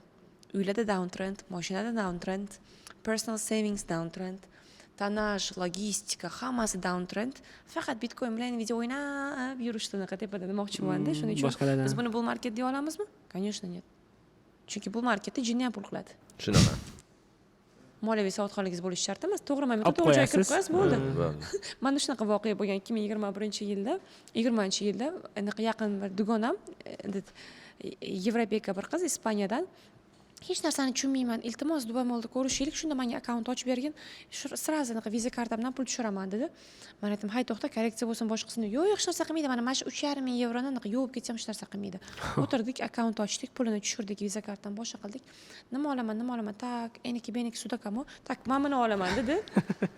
3 kundan keyin SMS yozyapti. Nima deydi biz? Butun yozdagi расходimni chiqardi endi. Ularga putishlastka chiqadi. Putishlastkani hammani расходi chiqdi dedi. Sotib yubordingmi deyapman. Voy, 8 ming bo'lib ketdi pulim deydi. Aytmoqchi bo'lganim, jinni ham pul qilgan bu marketda-da. Bu yerda anaqa javonaqa bu bilan bo'lgani yo'q. Hammani prosatkasi 70%, 80% bilasizmi? Hammanikida. Так что futures давно yuvib ketgan bechoralar. Menda ham katta prosatkada. Kim foyda qildi bilganlar bormi? Men ishonmadim. Yo'q. Endi kichkina pul bilan, ya'ni muammo ham borda, ya'ni foyda qildim, ya'ni $1000 bilan foyda qildingizmi? Yo'q, qancha pul bilan, ya'ni $1000 bilan misol Pamcoinga kirib trade bilan, ya'ni investitsiya bilan yo uni rebalansirovka qilib yo hodl qilib, bu bozorda o'sha kuni statistikalarni ham mana ma'mur aytib o'tdi. Matic o'zi 99% odam lossda o'tiribdi. Necha yildan beri. Necha yillab, ya'ni Ethereum o'zida ham mana 1400 payti menimcha ancha 80%. ICOda qatnashganlar panikada sotibdi-da. 1.5 ming sotdi. Bo'ldimi tanishlaringiz? Asosini ham ko'rsatishim mumkin. Shunaqada anaqa yuragim maydalanyapti dedi, selni bosguncha dedi. Anaqa sotib olmoqchi. Asha katta summa sotishga majbur bo'ldi. Sotdi ham o'sha 1400-1500 da keyin 2600 ga mana yuksalishni boshladi-yu. No, bilasizmi, anaqa tug'ilganidan beri ushlab turgan odamlarda ular. Sent olganda. Endi ular anaqada, ya'ni foydani ko'rgan, hozir yechmagan. Unrealized, lekin ular uchun zarar dedi, как будто. Lekin to'g'ri foydada zarar deb bo'lib turadi. Sotishda to'g'ri. Juda ham ko'plar zarar dedi. Endi kichkina summada bizga ham juda ham ko'p keladi. Shunaqa kommentariy. Men $500 10 ming qildim. $500 10 ming qilish oson, chunki $500 risk olish oson. Uni xohlagancha kirib chiqaveramiz. 1 millionni bersinchi, terlashni boshlaydi, hech narsa qila olmaydi. Hech narsa qila olmaydi hech kim. Hech qachon katta pul boshqarilmagan, kichkina summadan. Bayzi deb deydi. For what deydi. Deeping deb. Mana likvidlik bo'yicha o'sha demak ehtimolligi bor. Agar 7 trillion bond chiqadigan bo'lsa, Federal Reserve yana chora tadbirlar deb turib, покупатель yo'q. Ya'ni Federal Reserve o'zi sotib olishi mumkin-ku, to'g'rimi? Ha. Bu eng katta покупатель doim Fedning o'zi bo'lgan. Biz shuning uchun anaqa deymizda. O'sha long anaqa deymiz. Uzunni quyrug'ini, uzun deganda o'zi 10 yillikda, uzunni quyrug'i Fedning qo'lida deyiladi. Inglizchada endi o'rgab, o'zbekcha tarjima qilishga harakat qildim. Baribir Fed harakat qiladi o'shani tushirishga deydi. O'sha oddiy xalq ham tushira olmayapti, boshqa xaridor ham tushira olmayapti. Chunki yetarlicha ob'yem ham yo'q deyiladi. Конечно, 5-6 trillion olish kerak. Kim oladi 5-6 trillion? Bugun mana degan anaqa UAE ham 1 trillion beribdi pulini investitsiya qilishga, boshqa qilishga. Shuning uchun Federal Reservening o'zi o'sha tayyor bond bor. Uni sotib olishga anaqa knopkalarda pulni bosib qo'yishlari kerak sistemada. Keyin buyback qilishlari kerak, da, все. Lekin eng qizig'i 2022-yildan beri teskarisini qilyapti-da, quantitative tightening. Endi shuni hozir bunisi bu yog'ini qilishga majbur-da, hozir yana qaytib olish kerak. QT-larni oxiriga kelyapmiz, chunki QT boshida boshqacha 2021-yilni noyabrda e'lon qildi QT aslida. Protsentni stavkani oshirmayman, no, покупкani kamaytiraman. Bo'ldi, pul miqdori kamayyapti. O'sha 3-noyabrdan tushishni boshladi hamma narsa. Keyin agressivniy QT davrlari bo'ldi. Iyul 2022-yil 9% inflyatsiyalar. FTX bankrot, coinlar bankrot, stable coinlar boshqalar hamma oyog'ini osmonga qo'yishadi, chunki agressivность ham baland protsentni stavka oshiryapti, ham sistemadan pulni katta miqdorda chiqaradi. O'sha sekinlashni, yumshatishni boshladi, chunki sistema ancha ham quruq, sistemadan ham pul qolgani yo'q. Agressivность davom etishgan. Hammasi qanaqadir yetib kelyapti baribir. Oxiriga kelyapti-da, no QE e'lon qilish kerak bozorga. Shuning uchun nolga olib kelmasa ham, siz bilan menga farqi ham yo'q, biz kredit olmaymiz. Biz bozorga ham farqi yo'q, chunki bizning bozorga yo'q, farqi yo'q ham bo'lib qolibdi-da, farqi yo'q ham bo'lib qolibdi foiz. Chunki foiz stavka menimcha o'sha o'ta ekstremniy holat bo'lmasa hozir anaqa bilan, to'g'ri. U katalizator bo'ladi. U bonusda, chunki arzon kredit anaqa hammani ish bilan ta'minlaydi. Startaplar biznesda quriladi. Hammani oyligi ortishni boshlaydi, cho'ntagidan tomadi-da, qanaqadir pul tomadi retaildan ham baribir bozorga. Arzon kreditni anaqasi, libo odamlar kredit olib turib ham bozorga tiqaveradi, investitsiya qilaveradi. SPX so'zi foydani qaytaradi. Da, shuning uchun. Mana shu likvidlik degan joyga, mana shu oxirgi tarifli bo'lgan payti men Twitterda ham ko'ryapman. Bitta grafik rosa tarqalib ketdi. M2 ni grafigi ham kim mana qasda ham. Oldin gaplashgan grafigimiz ya'ni likvidность kirmasa deb. Uni grafik downtrendda. Shunaqa, uni anaqasini ochsangiz ham, kodini ochsangiz ham o'sha butun dunyodagi pul massasida, Xitoy, Amerika, Yevropa, yevro hammasini pul massasi dunyodagi. O'zi shunaqa gap ham bor ekan, Bitcoin bu fiat pul tizimiga teskari qurilgan anaqa. Ya'ni fiat pul tizimi mavjud ekan, pul pechat qilaverar ekan, odamlar pul ko'payib keturgani hisobiga o'zini cheklangan narsalarga uradi. Sabab buni orqasidan Bitcoin baribir oshadi. Bitcoin, Rolex soatlar, nima limitlangan bo'lsa, uylar misol uchun oshib ketishi mumkin. Ya'ni fiat pul tizimi mavjud ekan, pul bunaqa pechat bo'laverar ekan, limitlangan narsalarning narxi oshib boraveradi. Chunki Bitcoin ham qarasak, Bitcoin USDT da, ya'ni bu yoq tomonida fiatli pul turibdi-da. Derivativ. Anaqasida. Ha. Fiatni derivativ holi xolos. Shunaqa desa ham bo'ladi. Ha. Ya'ni o'sib boraveradi. O'shaning uchun ham mana eshitishim bo'yicha Xitoy pul pechat qilishni boshlabdi, qanaqadir stimul beribdi. Tarixan qarasam, Xitoydan keyin ko'pincha anaqa ham olgan. Amerika pul pechat qilgandan keyin biz ham o'sha pul pechat qilishni, ya'ni stimul, qanaqadir chora-tadbirlarni boshlagan ekan. Bizlarni birga harakat qilishadi. Butun dunyo birga harakat qiladi. Ayniqsa ECB bilan birga baravar yuradi Fed. ECB davno tushirishni boshlagan Yevropa sentral bankida. Hammaligi birga harakat qilishgan постоянно. Shuning uchun-da, конечно, birga oshirishdi, birga tushirishyapti, ertaga pechatni ham birga boshlashadi, bir-biriga bog'liq ekonomikalar bo'lgani uchun. Keyingi savollarga o'tamiz, agar yodlamasanglar. Bu savol, ya'ni uchrashuvning boshi sal endi glubok, ya'ni chuqur mavzular haqida gaplashdi. Endi sal sayozroq savollar ham beramiz, chunki muxlislarimiz orasida bu savollarni qiziqib turganlar bor. Ya'ni bu Bitcoinga qiziqadigan, sotib olgan, sotolmagan hammadan beriladigan savol. Bitcoin target narxi. Madina Kamilovna Bitcoinning target narxini necha pul ko'ryaptilar? Taxminlari bormi? Yokida qaysi sanalargacha maksimumda, ya'ni hech kim aytolmaydi Bitcoin mana bu narxga chiqadi deb.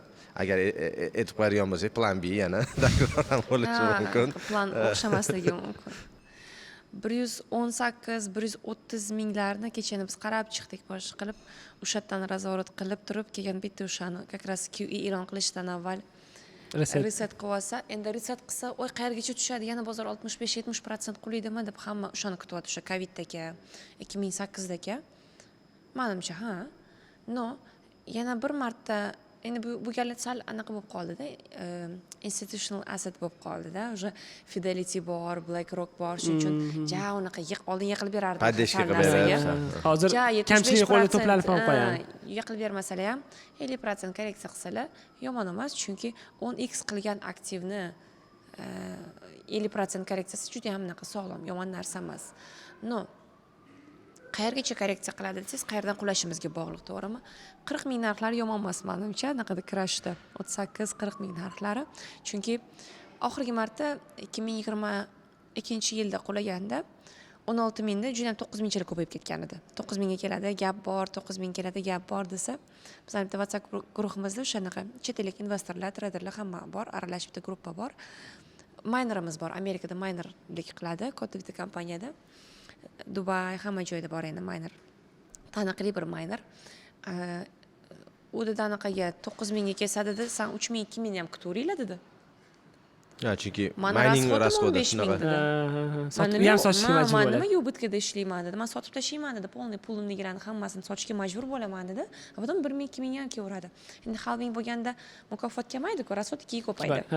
Shuning uchun simvolически 30 ming, 40 ming bo'lgan hozir rasxodi minerni, aniq raqamini bilmayman. Shuning uchun o'ta minerni ham podgroza qo'yishmaydi, ubыткаga tiqishmaydi. O'sha minerni rasxodigacha korreksiya qilish, shpilka otish juda ham tabiiy hol. Qatdan qilish desangiz, Ammo тоже double top yasashni yaxshi ko'radigan odati bor. 118, 120 dan qaytadi, 130 dan qaytadi, farqi yo'q. Qancha tepadan qaytsa bizga yaxshi, naborot, yer bilan bitta bo'lib ketmaydi, boshqa qilmaydi. No, bu yerga o'sha tepaga chiqqunicha, 140 ga, 130 ga chiqqunicha oddiy xalq ilinib qoladi menimcha. Qarmoqqa bo'ylayman, yana bilmadim. FOMO bor. Ya'ni keyingi narsa bor, bu narsani o'zingizga mana qilib so'ramoqchiman. Fikringiz menga qiziq. Ko'p seminarlarda, uchrashuvlarda o'zi mana akademiya ochilsa ham birinchi mana shu narsani hammaga o'rgatishga harakat qilaman. Ya'ni bu mediani tuzog'i deb aytayman. Ya'ni mediani tuzog'i nima? Misol Tesla'ni oxirgi eng minimum narxlari, ya'ni 3-4 barobar oshishidan oldin Tesla haqida juda yomon xabarlar, Tesla maksimumga yetgan juda yaxshi xabarlar. Nvidia mana hozir yana ancha yuksalganda, ayrim multiplikatorlar narsalar bo'yicha juda yaxshi narxda va Nvidia haqida yaxshi xabarlar. Apple haqida yomon xabarlar, Warren Buffett sotyapti, undan keyin Apple yana bir 40-50% oshishi. Ya'ni mediani noto'g'ri ishlashini mana shu bitta ya'ni kino bor, ya'ni Big Shortdan shundoq ko'rib bo'lganmiz. Ya'ni men o'zim o'shanda tushunganmanki, ya'ni mediani sotib olsa bo'ladi, mediaga pul to'lasa bo'ladi. Media yolg'on gapiradi postoyanni. Ularga pul kerak va media odamlarni bir taraf massiviy anaqani bir taraf yo'naltira oladi. Ya'ni misol ertaga Bitcoin 130 mingga chiqsa, $100 Bitcoinni olmagan o'rtog'ing deb har xil memlar chiqib, hammani yana ishingiz orqaga qaytayotdimi, 130 mingdan oling degan narsalar boshlanadi. Shu haqida bir fikringiz qanchalik bir? Men shuning uchun bunaqa xabarlar yuborishadi. Bilasizmi, yaqinda endi bitta o'quvchimiz bor, mana shunaqa Dexda savdo qilish yaxshi ko'radi. Xabar chiqaradi. Binance'ning o'zi yo bo'lmasam Twitterda. Mana bu bola $67 ga anavi qanaqadir itmushuk coinni olgan. Olib $13 million qilibdi. $13 million mana yechish arafasida. Qanaqasiga $67 dan olgan odam uni 100 ming bo'lguncha yechmagan. Siz bilan men $1000 ko'rsak qochamiz. 20 barobar ko'rasiz bo'ldi siz qochasiz-ku, uni oddiy odam emasligi ma'lum. Men qochaman. Keyin ko'paytirsiz qochasiz, to'g'rimi? 13 million bo'lguncha tomosha qilganmish haligi odam $67 dan. Shularni ko'rsam aytaman-da, ilmma bunaqa qarmoqqa, unda logichni o'ylab ko'rgin. Ammo shularning o'zidan bittasida ataylab quvvatni sizlarni Dexga olib kelish uchun, boshqa qilish uchun-da. Media doim yolg'on gapiradi. Постоянно yolg'on gapiradi. U nima unaqa? Olifta unga pul berasiz, xohlaganingizni gapirtira olasiz-da. U politikada ham постоянно bo'lgan, siyosatda, hamma narsada. Yaqinda men sizga bir gap aytaman-da, men o'zim ko'zim bilan ko'rgan bir narsa. Bir coinda bir katta investorni pul ichkarida qolib ketdi. Xo'p. Sal ichkaridan informatsiya qog'ozga o'rab gapirishga harakat qilaman. Juda ham katta bir oligarx, rus odam. Va u odam pulni yechishga ulgurmagan, ham ulgurgan. U yechmagan. Keyin bilasizmi, bunaqa sal anaqaroq bo'ladi, grubiyroq bo'ladi-yu ruslar. Ani Xitoyning boshiga borganda buni yechasan degan. Sen menga kirgizganmisan boshida pulni, buni yechib berasizlar menga foydam bilan, boshqa bo'lamiz. O'sha mediani hamma YouTuberga pul berishdi. Voy. $40 ming ga YouTuberlar bor, $40 ming berasiz. YouTube'da voy men coin zo'r yuksalar ekan, boshqalar ekan gapirib beradi. Shunaqa katta summa ajratildi, chunki u summa katta. Srazi zo'r yangiligimiz bor deyishdi. Konferensiya e'lon qilishdi. Bir muhim bir davlatning o'rtasida konferensiya bo'lyapti. Mana shu coin uchun bo'lyapti konferensiya. Hamma uyushtirilgan. Chunki proyektning egasi zo'r yangilik e'lon qiladi deyishdi. Sell the news o'sha bo'ladi-da. Hayron qoldim, biz chiqib olganmiz, boshqa qilganmiz-da. No, u o'sha coinda ishlaydigan bola bizga yana bir marta SMS yubordi. Точно sotganmisizlar hammen dedi. Konferensiyadamiz hammamiz, hech kimdan javob endi hammamiz sotganmiz, boshqa qilganmiz. Indamay o'tirdik, boshqa qildik. Konferensiyada gapirayotganda polni komanda selni bosdi. No, coinni $1 dan yana 3.5 ga olib chiqa olishdi. Oddiy xalq uni zo'r narsa e'lon qilayotgan ekan dedi, oldi, o'zligi qochdi ichkaridan. Umuman ishonish kerak emas unaqa mediyni narsalarga-da, mediaga-da. Anaqada ham nima edi, yaqinda ham bitta birjaning egasi SMS yozgan gruppada, endi bizga uni bir tanishimiz boshqa gruppadan olib keldi-da. Zo'r Ferrari ko'rdim, stopuslarni ishlatib yuboringlar degan.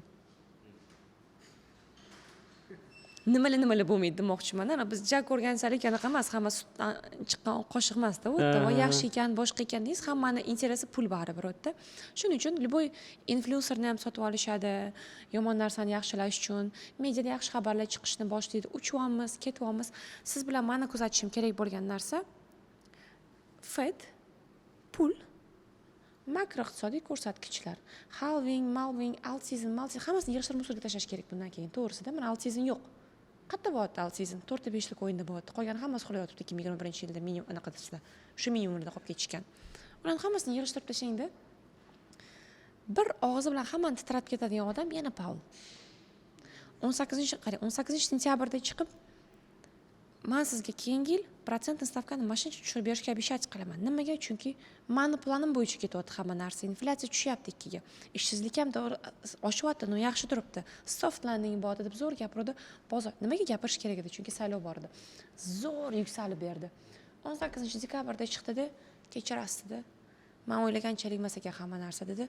Buncha tushirmayman foizni. Men buncha tushiraman nimaga? Chunki mamuni oshishidan, mamuni tushishidan hamma narsani chapakasiga nima desam ekan, teskarisini gapirishni boshladi. Grafik hammasi 18 dekabrdan tushdi. Ot hammani kuzatadigan narsasi o'zi Pavel. Pavelni yaxshi tanish kerak. Pavel nimaga asoslanib yomon gapiradi, nimaga asoslanib yaxshi gapiradi. Makroekonomik datalarga qarab. Bizdan hammaga ham o'rgataman-da. Anaqa biz endi bozorda ikkiga ajralib olganmiz. Men o'quvchilarim biz va Pavel biz anaqa, bitta ochko bizda deymiz, yaxshi data kelsa. Bizani polzamizga kelsa, ikkita keldi. 3ta keldi deymanda man aytaman yomon deyapti-ku, mana 7-aprelda hammani bozorga olib kirdimda, kiraveringlar, kiring, qo'rqmang. Yomon deyapti-ku, man aytdim. Gapira olmaydi yomon, men Pavlni hammadan yaxshi taniyman dedim. Chunki uchalada ham bizning polzamizga chiqqan.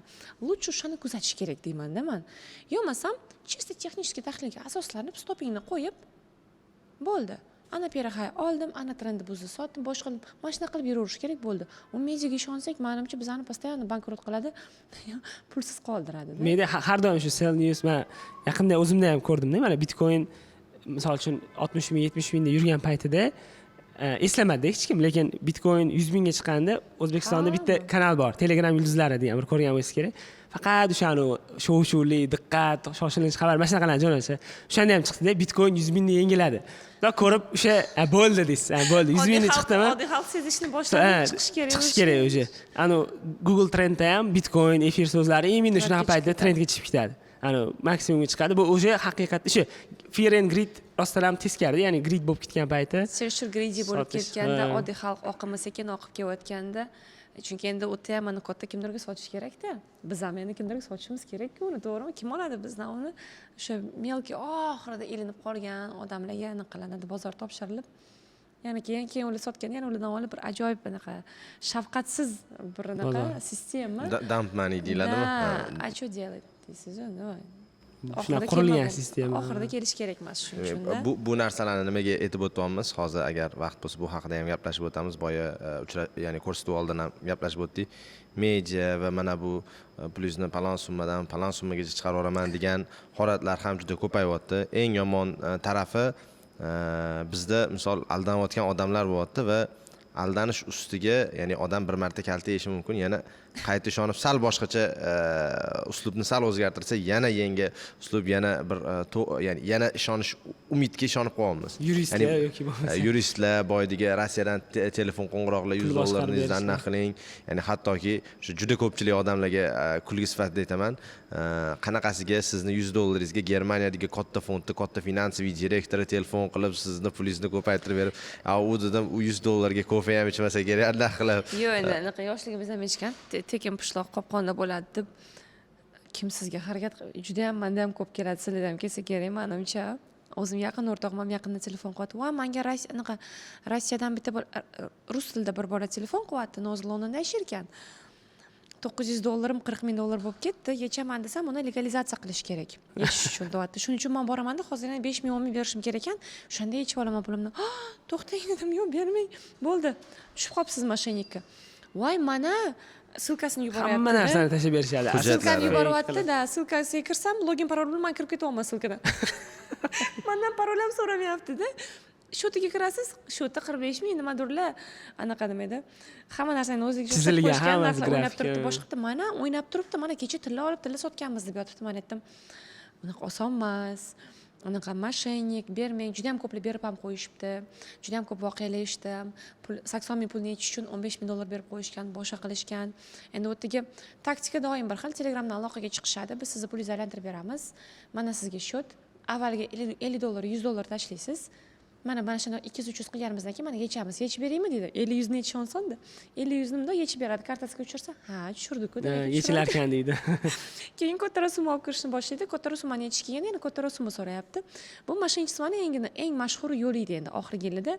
Keyin sherga telefon qiladi. Yurist, siz yaqinda men bundan pulingizni oldirib qo'ydingizmi? Men olib beraman dedi. Qanchaga? Oxirgacha David qilib, ana nolga tushirib, men bunchaga olib beraman dedi. Bizni xalq olib boraveradi.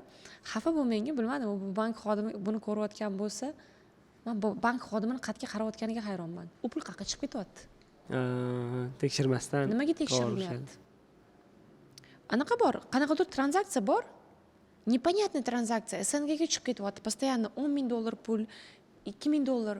Buni bloklash kerak. Неужели жалоба tushmaydi ularga? Mana shu akkauntga pul tranzaksiya qilish kerak emas. Humodan ham, Uzkartdan, Humodan qilinyapti. Men kirib qiziqib ko'rdim-da, chunki Humodan papalganga qilib beryapsiz. Men aytdim, Humodan Amerika, Yevropaga pul chiqarish mumkin emas-ku dedim. Оказывается, Rossiyaga chiqarish mumkin. Pul Rossiyaga ketyapti. Buni bank xodimlari o'rtada mana shunaqa Rossiyaga chiqayotgan tranzaksiyani to'xtatish kerak. Liba minimalka qo'yib qo'yish kerak. $100 dan ko'piga bankka borib chiqarasiz. Shuni qo'yish kerak, to'g'rimi? Endi kecha undan zo'ri chiqqan, undan boshqacha usulga o'tishibdi, chunki tushunib qolgan menimcha xalq. bir o'quvchini anaqa sheriklari, yani o'quvchi bizni o'qib yuribdilar, mana shu burchakda siqilib emas, endi nima qilib. Anaqa rosa qiyin ekan pul topish. Pul topish qachon oson bo'lgan o'zi.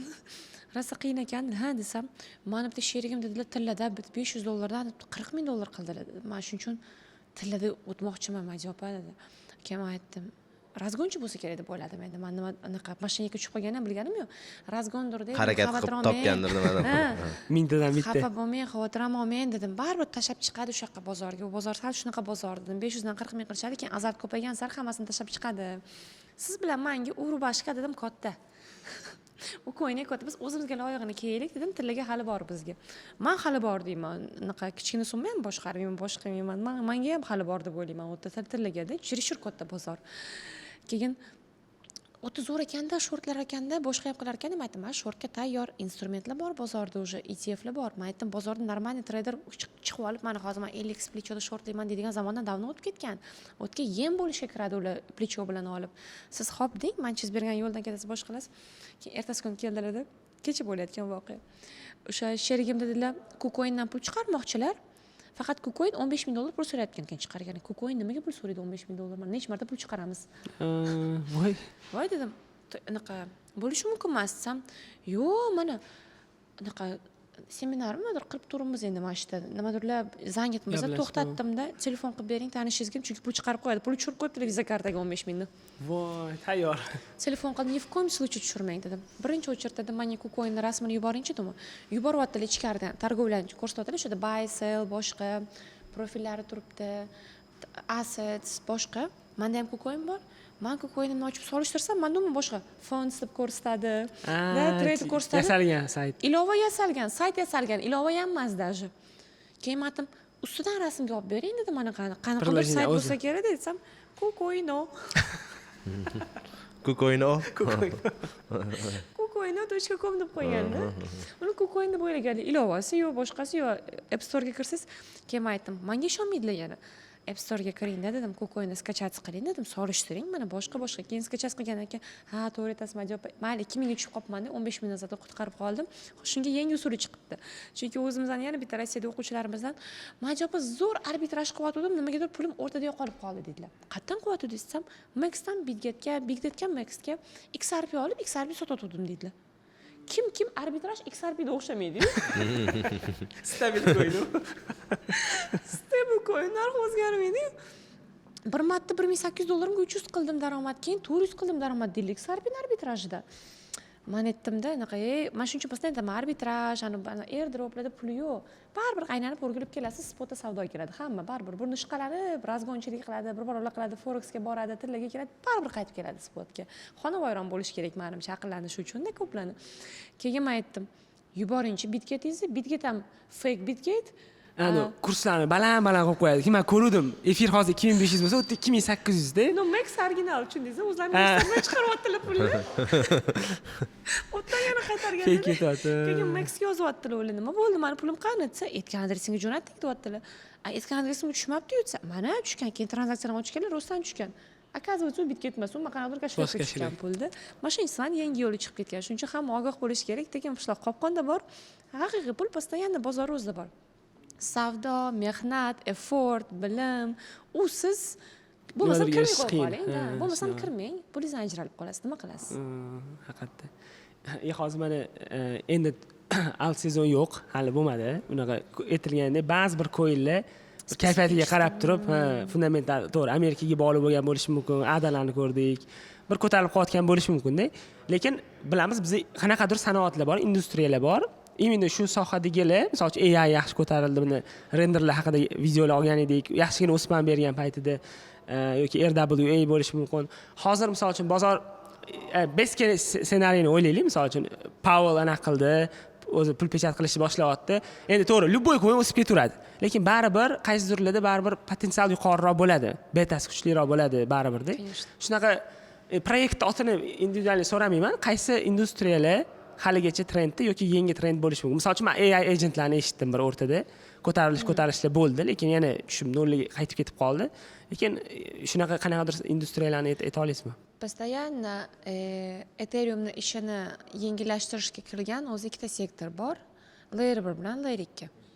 No, ularda alt sezon yashalishi uchun Ethereumda high yangilanishi kerak. Ethereumda tranzaksiya tupikka tiqilib qolishi kerakki, undan foydalansa hamma. Shuning uchun must layer 1 bilan layer 2 baribir nasibini oladi. Agar haqiqiy alt sezon kelsa, ichida yaxshi yangilari chiqqan hozir eskilariga qaraganda, chunki bozor ozgina non-ko'r bozorda. Proyekt yaxshilari juda ham ko'p. Mana eski Dot, Avax, bular hammasi yaxshi proyektlar. No, investor uni qaymog'ini yeb bo'lgan. Ichi bo'm-bo'shda. Na chaindan foydalanyapti kimdir, na ichida qanaqadir bir anaqa dab qurilyapti, hech narsa yo'qda. Yangilari chiqsa, sraz yangisi yugurib ketishadi. Eskisi desa, to'xtab tur, bir market, bu market kelsa bunga topasiz-ku pul desa, bu yangida. Hamma e'tibor bunda hozir. Конечно. Sal yangi, sal eski aralashtirdi. Verifikatsiya qilish uchun layer 1, layer 2 обязательно bo'lishi kerak. AI har yo'li boshida da pullik temada aytdik, hali emailyapti. AI обязательно bo'lishi kerak. Gaming o'yin ajoyib sektor. Mimdan gaming tuzuvdi. To'g'risi. Nimaga aytsangiz, kichkina bolalar ham qo'lda o'ynayapti. Anaqa menga pul bering, mendan sapochka oling. Mana shunaqa bo'lib ketgan-ku hozir o'yinlar ham hammasi pullik bo'lib ketgan. Shuning uchun o'yinlar, ko'yinlari ularni. Xo'p, 50 yoshli odamlar ham PUBG o'ynab o'tirishibdi-da, endi bir-biriga gapirib, to'g'risi. O'yin asosida hammasi qurilgan blokcheynda o'sha tika ko'yinlari, yo bo'lmasam platejniy sistema qilib qo'yishgan o'sha ko'yinlarda. O'yin ajoyib sektor. Haqiqiy alt sezon bulardan kelsa nasibini oladi, doim oladi. Bitta hype shana atrofda bunday aylanib o'tib ketadi doim. Potom tokenizatsiya, endi Larifingdan keyin Larifing kerosinni sepib ketdilar. Tokenizatsiya doim bor edi. 2021da ham bor edi. Men bitta germaniyalik bolalar bilan tanishib qolganman konferensiyada. Nima qilasan desam, uylarni tokenizatsiya qilaman degan 2021. Endi biz tokenizatsiyadan endi NFT, DeFi borligi tokenizatsiya kim qaraydi bundoq o'tib ketganmiz yondan, anaqa mensimasdan-da. Qarang, keldik baribir. Shuning uchun tokenizatsiyada ham coin ko'p, no ichida yaxshilarni обязательно olish kerak. Keyin bularning o'rtasida qanaqadir bir hype yaratiladi. Bizda ya'ni biz kutmagan NFTga o'xshagan. NFT yo'q joydan chiqib kelgan, to'g'rimi? Yangi sektorlar ham chiqyapti, hali faqat juda ham yosh, o'shani rakni davolashda biotekda foydalanadigan. Bunga menga yopiq bir anaqa seminar qildi, Coinbase'ni institutional anaqasiga qaraydigan odam kelib, hammamizga nima kutilyapti yilda hammasini aytib berdi. AI ajoyib sektor, ajoyib tus olyapti anaqada. Amerikada desa, men aytdim, ham shu anaqa ChatGPT'lar bo'lsa kerak-da desam, yo'q, hech narsa yo'q, savol-javob, rakni davolashda ajoyib pul tiqilyapti u yoqqa, biotekda. Men AI qanaqasiga rakni davolash mumkin dedim, men robot bo'lsa kerak-da, Nvidia'dan chip olib robot yasashadi, shu operatsiya qilsa kerak deb boshqa desam, yo'q, unaqa emas ekan, оказывается, shu blokcheynda ma'lumot yig'iladi. Qaysi stependagi rak, nechta kimyoterapiya davolangan, qaysi stependa bo'lmagan udachni, o'sha muvaffaqiyatsiz, chunki bularning hammasi data. Rak vaqt o'tgan sari og'irlashadigan kasallik-ku. Oldingizga kelganda sizda tayyor data bo'lsa, mana shu qon guruhiga kelgan odam, mana shu stependa kelgan odamda mana bu choralar qo'llanganda yaxshi rezultat bo'lgan. Uni bilish uchun endi faraz qiling, nima qiladi? Pokistonga telefon qilib, sizda nima bo'lgan? Yo'qsa Toshkentga telefon qilib, sizdagi больницада mana bunaqa stependa nima bo'lgan deb so'ragunicha vaqt yo'qotib qo'yadi-ku. Ana shuni tayyor aniq qilishmoqchi dataga. Blockchain. Genialniy g'oya menimcha bu. Men eshitganimda, miyam ochildi, wow, zo'r dedim. Конечно, asqotadi ham yaxshilikka hammasi.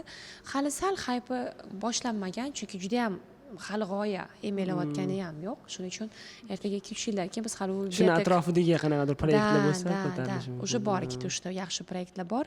Yana dalcha ko'plar chiqishni boshlaydi. Bir ko'paysin, bir ko'raylik, narxdagi reaksiyani ko'raylik. Menga shuni o'zi yetadi. Men uglubляться qilib boshqa sektor qarayotganim yo'q, chunki shularni o'zi olib chiqadi sizga yaxshi daromad. Men anaqa tarafdor emasman. Anaqa coinga sakrab yurishadi-yu. Nima yuksalsa shuni ketdan yuksalib, men 1-2 marta shunaqa сделка ochsam, yo stop urmaydi, yo anaqa razворотga uchrab qolaman-da. Chunki coinning xarakteristikasini bilmayman-da. Qancha yuksalib, qancha tushishini bilmayman. Постоянно yudashli savdo bo'ladi-da o'sha yerda. Yo stop olaman, yo bo'lmasam umuman stop olmaydi. Stopsiz tushib qoladi. Tushib ketib qoladi. Da, liba market cap kichkina, liba qanaqadir anaqa jini ketdi bir proyekt bo'lishi mumkin-da. Shuning uchun o'zim bilgan anaqa korzinkam ichida yuraveraman. Постоянно bilganlarim o'sha layer 1, layer 2 постоянно menga daromad beradi, AI va menga постоянно daromad beradi, gaming постоянно daromad beradi. Shuni o'zi yetadi poka. Hozir mana daromad ko'rish yaxshi albatta, hamma xohlaydi, misol uchun kuzatuvchilarimiz orasida ham. Lekin hozir endi boshlang'ich ma'lumotlarni ko'p joydan olsa bo'ladi-da, baribir mana YouTube'da, o'zimizni sizni darslaringiz bor. Lekin baribir boshlamayotgan odamlar bo'lishi mumkin. Misol uchun birinchi qadamni nimadan boshlagani yaxshi? Misol uchun bu videolarni ko'rdi. Albatta birja ochish kerak, to'g'ri. Endi nimalarga ko'proq e'tibor berish kerak? Qanaqa podxod, qanaqa yo'nalishni tanlagani yaxshi? Diversifikatsiyami, trade'mi yoki hodl qilib shunchaki koshelokda saqlashmi, rebalansing, har xil yo'nalishlari bor. Nimani aytgan bo'lardingiz? Hammani podxodi har xil bo'ldi-da. Mana faqatgina investirovать qilmoqchi bo'lsa, bo'lmasam texnik tahlilni o'rganmasin-da. Faqat makroekonomikani o'rgansin, qachon QE boshlasa qiladi, QT boshlansa tugatadi. Investitsiyani, to'g'rimi? Uni ham ishi ozgina qiyin bo'ladi, chunki nimaga investitsiya qiladi? Bozor ichida yurgan odam biladi uni nimaga qilishini baribir. Texnik tahlil ham must shart bo'lishi kerak, ko'z pishish kerak grafika boshida, bosh qilish kerak. Shuning uchun boshlamoqchi bo'lgan odam kompleksni kerak, конечно. Informatsiya bozorning ichida bo'lishi kerak bir oyog'i deyman. Har kun tahlil qilish shart emas. Mana mendagi odamlar, men o'zimni aybim, endi makroekonomikani o'tib berganim uchun, hali bor ekan-ku, bu rangga deb ketishadi. Men aytaman, siz qaytib kelganda kim yordam beradi sizga deyman. Kelib bizdan so'raysiz-da, nima olay deb. Shunda demasligingiz uchun bir oyog'ingiz bozorning ichida bo'lib turaversa, bitta barmoq ushlab qo'ying, bo'ldi, nima bo'ladi? Olib sotib turasiz, bilasizda, qaysi coin bankrot bo'lyapti, qaysi coin yaxshi daromad beryapti, qaysi coin вообще modadan qolib ketgan, yurmayapti. Mana yaqinda shunaqa bo'ldi-ku, layer birlardan hammasi yurgani yo'q. Shunaqa coinlar bo'ldi, 200% yurib bo'ldi oxirgi minimumda. Shunaqalar bor, 23% hali buza olmayapti ham trendini. Значит, e'tibordan chetda qolib ketgan, все bo'ldi, uni chiqarib turish kerak. Ma'lumot juda ham ko'p. YouTube'da endi menga mana self study deyshadi-ku endi. Men o'zim self study qilmoqchiman. Ma'lumot hammasi chiqilayotibdi-yu, aql o'rgatadiganlar bor. Biz farzandimizni ham shu alifbo o'rgansa ham maktabga beramiz-da. Alifboni onasi o'rgata olmaydimi uyda? Harfu o'rgatib uni. A, B, S o'tirib bo'ldi. Ota disiplinaga o'rgatish kerak. Uni ketma-ketligi bor. Uni baribir chumchuq so'ysa ham qassob so'ysin deydi-ku. Ustasiga berishga bo'lgani uchun maktabga beramiz-ku. To'g'ri, informatsiya ko'p. Qayerdan boshlash kerak? Tartibdan boshlash kerak, kechirasiz-da. Shuning uchun bu yerda eng qimmatli narsa aslida bir ta'lim jarayonining puli emas, vaqt-ku. 4 yil self study qilgandan ko'ra kimdir sizni shartta chaynab qog'ozga solib qo'ysa 1 yilda buni nimasi anaqa? O'ta 4 yil ketgan umrga arzimaydi. Voy, vaqtliroq ko'rsam ekan degan ishga. Shuning uchun обязательно qanaqadir bir o'quv kursi bo'ladimi, mentor bo'ladimi, sherigi bormi kimdir, uni A, B, C dan boshlab tahlil qilishni o'rganish kerak. Grafik bilan tanishish kerak yaqindan, aytib bera olish kerak. Mana takrorlayapti, bu yerda ham takrorlaydi, точно tushaman deyapti, qiyshayib turibdi. Uni aytish uchun tajriba kerak, ko'z o'rganish kerak. Keyin уже углубляться qilib turib makroekonomikasiga borib turib, o'zi qachon bullrun nima ekan, bear market nima ekan, orqasida nima bor ekan, keyin chuqurlashishni boshlaydi. Oxirgi ish уже ana birja ochish, nimadir sotib olish, juda ham oson. Hammaning birjasi bor, nima olishni bilmaydi, ichida puli ham bor. To'g'rimi? Bu oxirgi ish, chunki unaqa важный narsa emas. Anaqa maktabda qanaqa boshlagan bo'lsak, bu ham xuddi shunaqa boshlashga majbur. O'sha etaplardan o'tishga majbur. Usiz ilojisi yo'q. Endi anaqa mehnatsiz ham bir narsani kutish ham ajoyib narsa-da. Mehnat yo'q. Shuning uchun. Mana hozir makroekonomikaga doir bitta narsa esimdan chiqib qolibdi. Makroekonomika emas, o'zi trend. Mana hozir 2024 ni boshlarida 2023 oxirlarida shu Bitcoin, efir, ETFlari qaysidir ma'noda katalizator bo'ldi, ya'ni fondlarni anaqa endi aytishyapti, balki Powell alohida bir anaqa, lekin boshqa kuchli proyektlar bor. Misol uchun Litecoin'ga, XRP endi bo'lishi mumkin, fundamentalli. ETF qabul qilinishi keyingi katalizator degan anaqalarni ham, narrativlarni ham eshitolmadim Twitterda. Bo'lishi mumkin. Mana shunga qanaqa fikringiz? Ya'ni qaysilar potensial ehtimolligi bor? ETF olinishi mumkin, ETF anaqasini olish mumkin. Даже Dogecoin, Boncoinlarga ham, Bonk degan coin bor ekan, o'shalarga ham ETF zaifga topshirishibdi, sekki. Lekin hammani ham qabul qilavermaydi u. Hammani ham. Hozir hammasi anaqa bo'yotibdi, delay qilyotibdi. Men yomon ko'raman o'z ETFni, chunki menda ham an'anaviy bozorda savdo qilaman. Men tayyor borib S&P 500 da savdo qilgandan ko'ra SPY da qilaman-da. Endi tayyor ETFlari bor-ku, to'g'rimi? Yo'qmasam uni srazi leverajlangan variantlari bor, o'sha TQQlar boshqalarda. Aslida hajmni tushiradi deb o'ylayman men. Endi logично o'ylab qarasamda, chunki indeksga borgan talab yo'q menda. Nima uchun? Indeks yuksalsa shunda ham ETF yuksalyapti deyman, ETF kelib olaman. bu yerdagi muammo ham o'sha aslida. Endi bu yerdagi eng boshidagi marketing chegaralangan, limitlangan edi. Hozir limitlanmagan уже bo'ldi. Xohlaganiga qo'yash. Anu ETF-ni ol, uni olmasang mana buni olib bo'lib qoldida.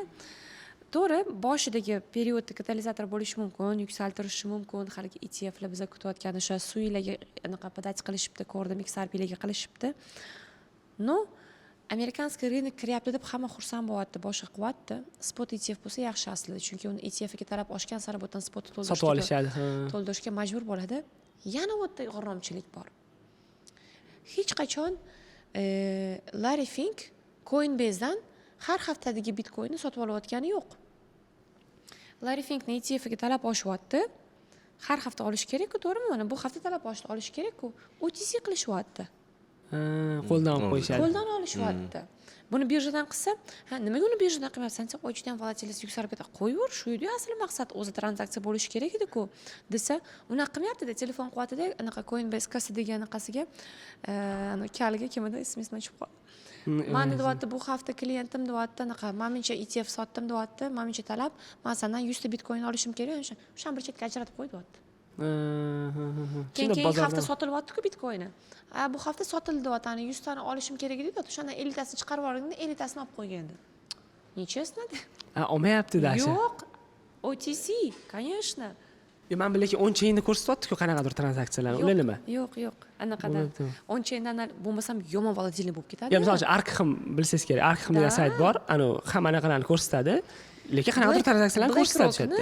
Anaqasi bor, custody-si bor Coinbase'da. Отдельный papkasi bor, kошелёкчisi bor.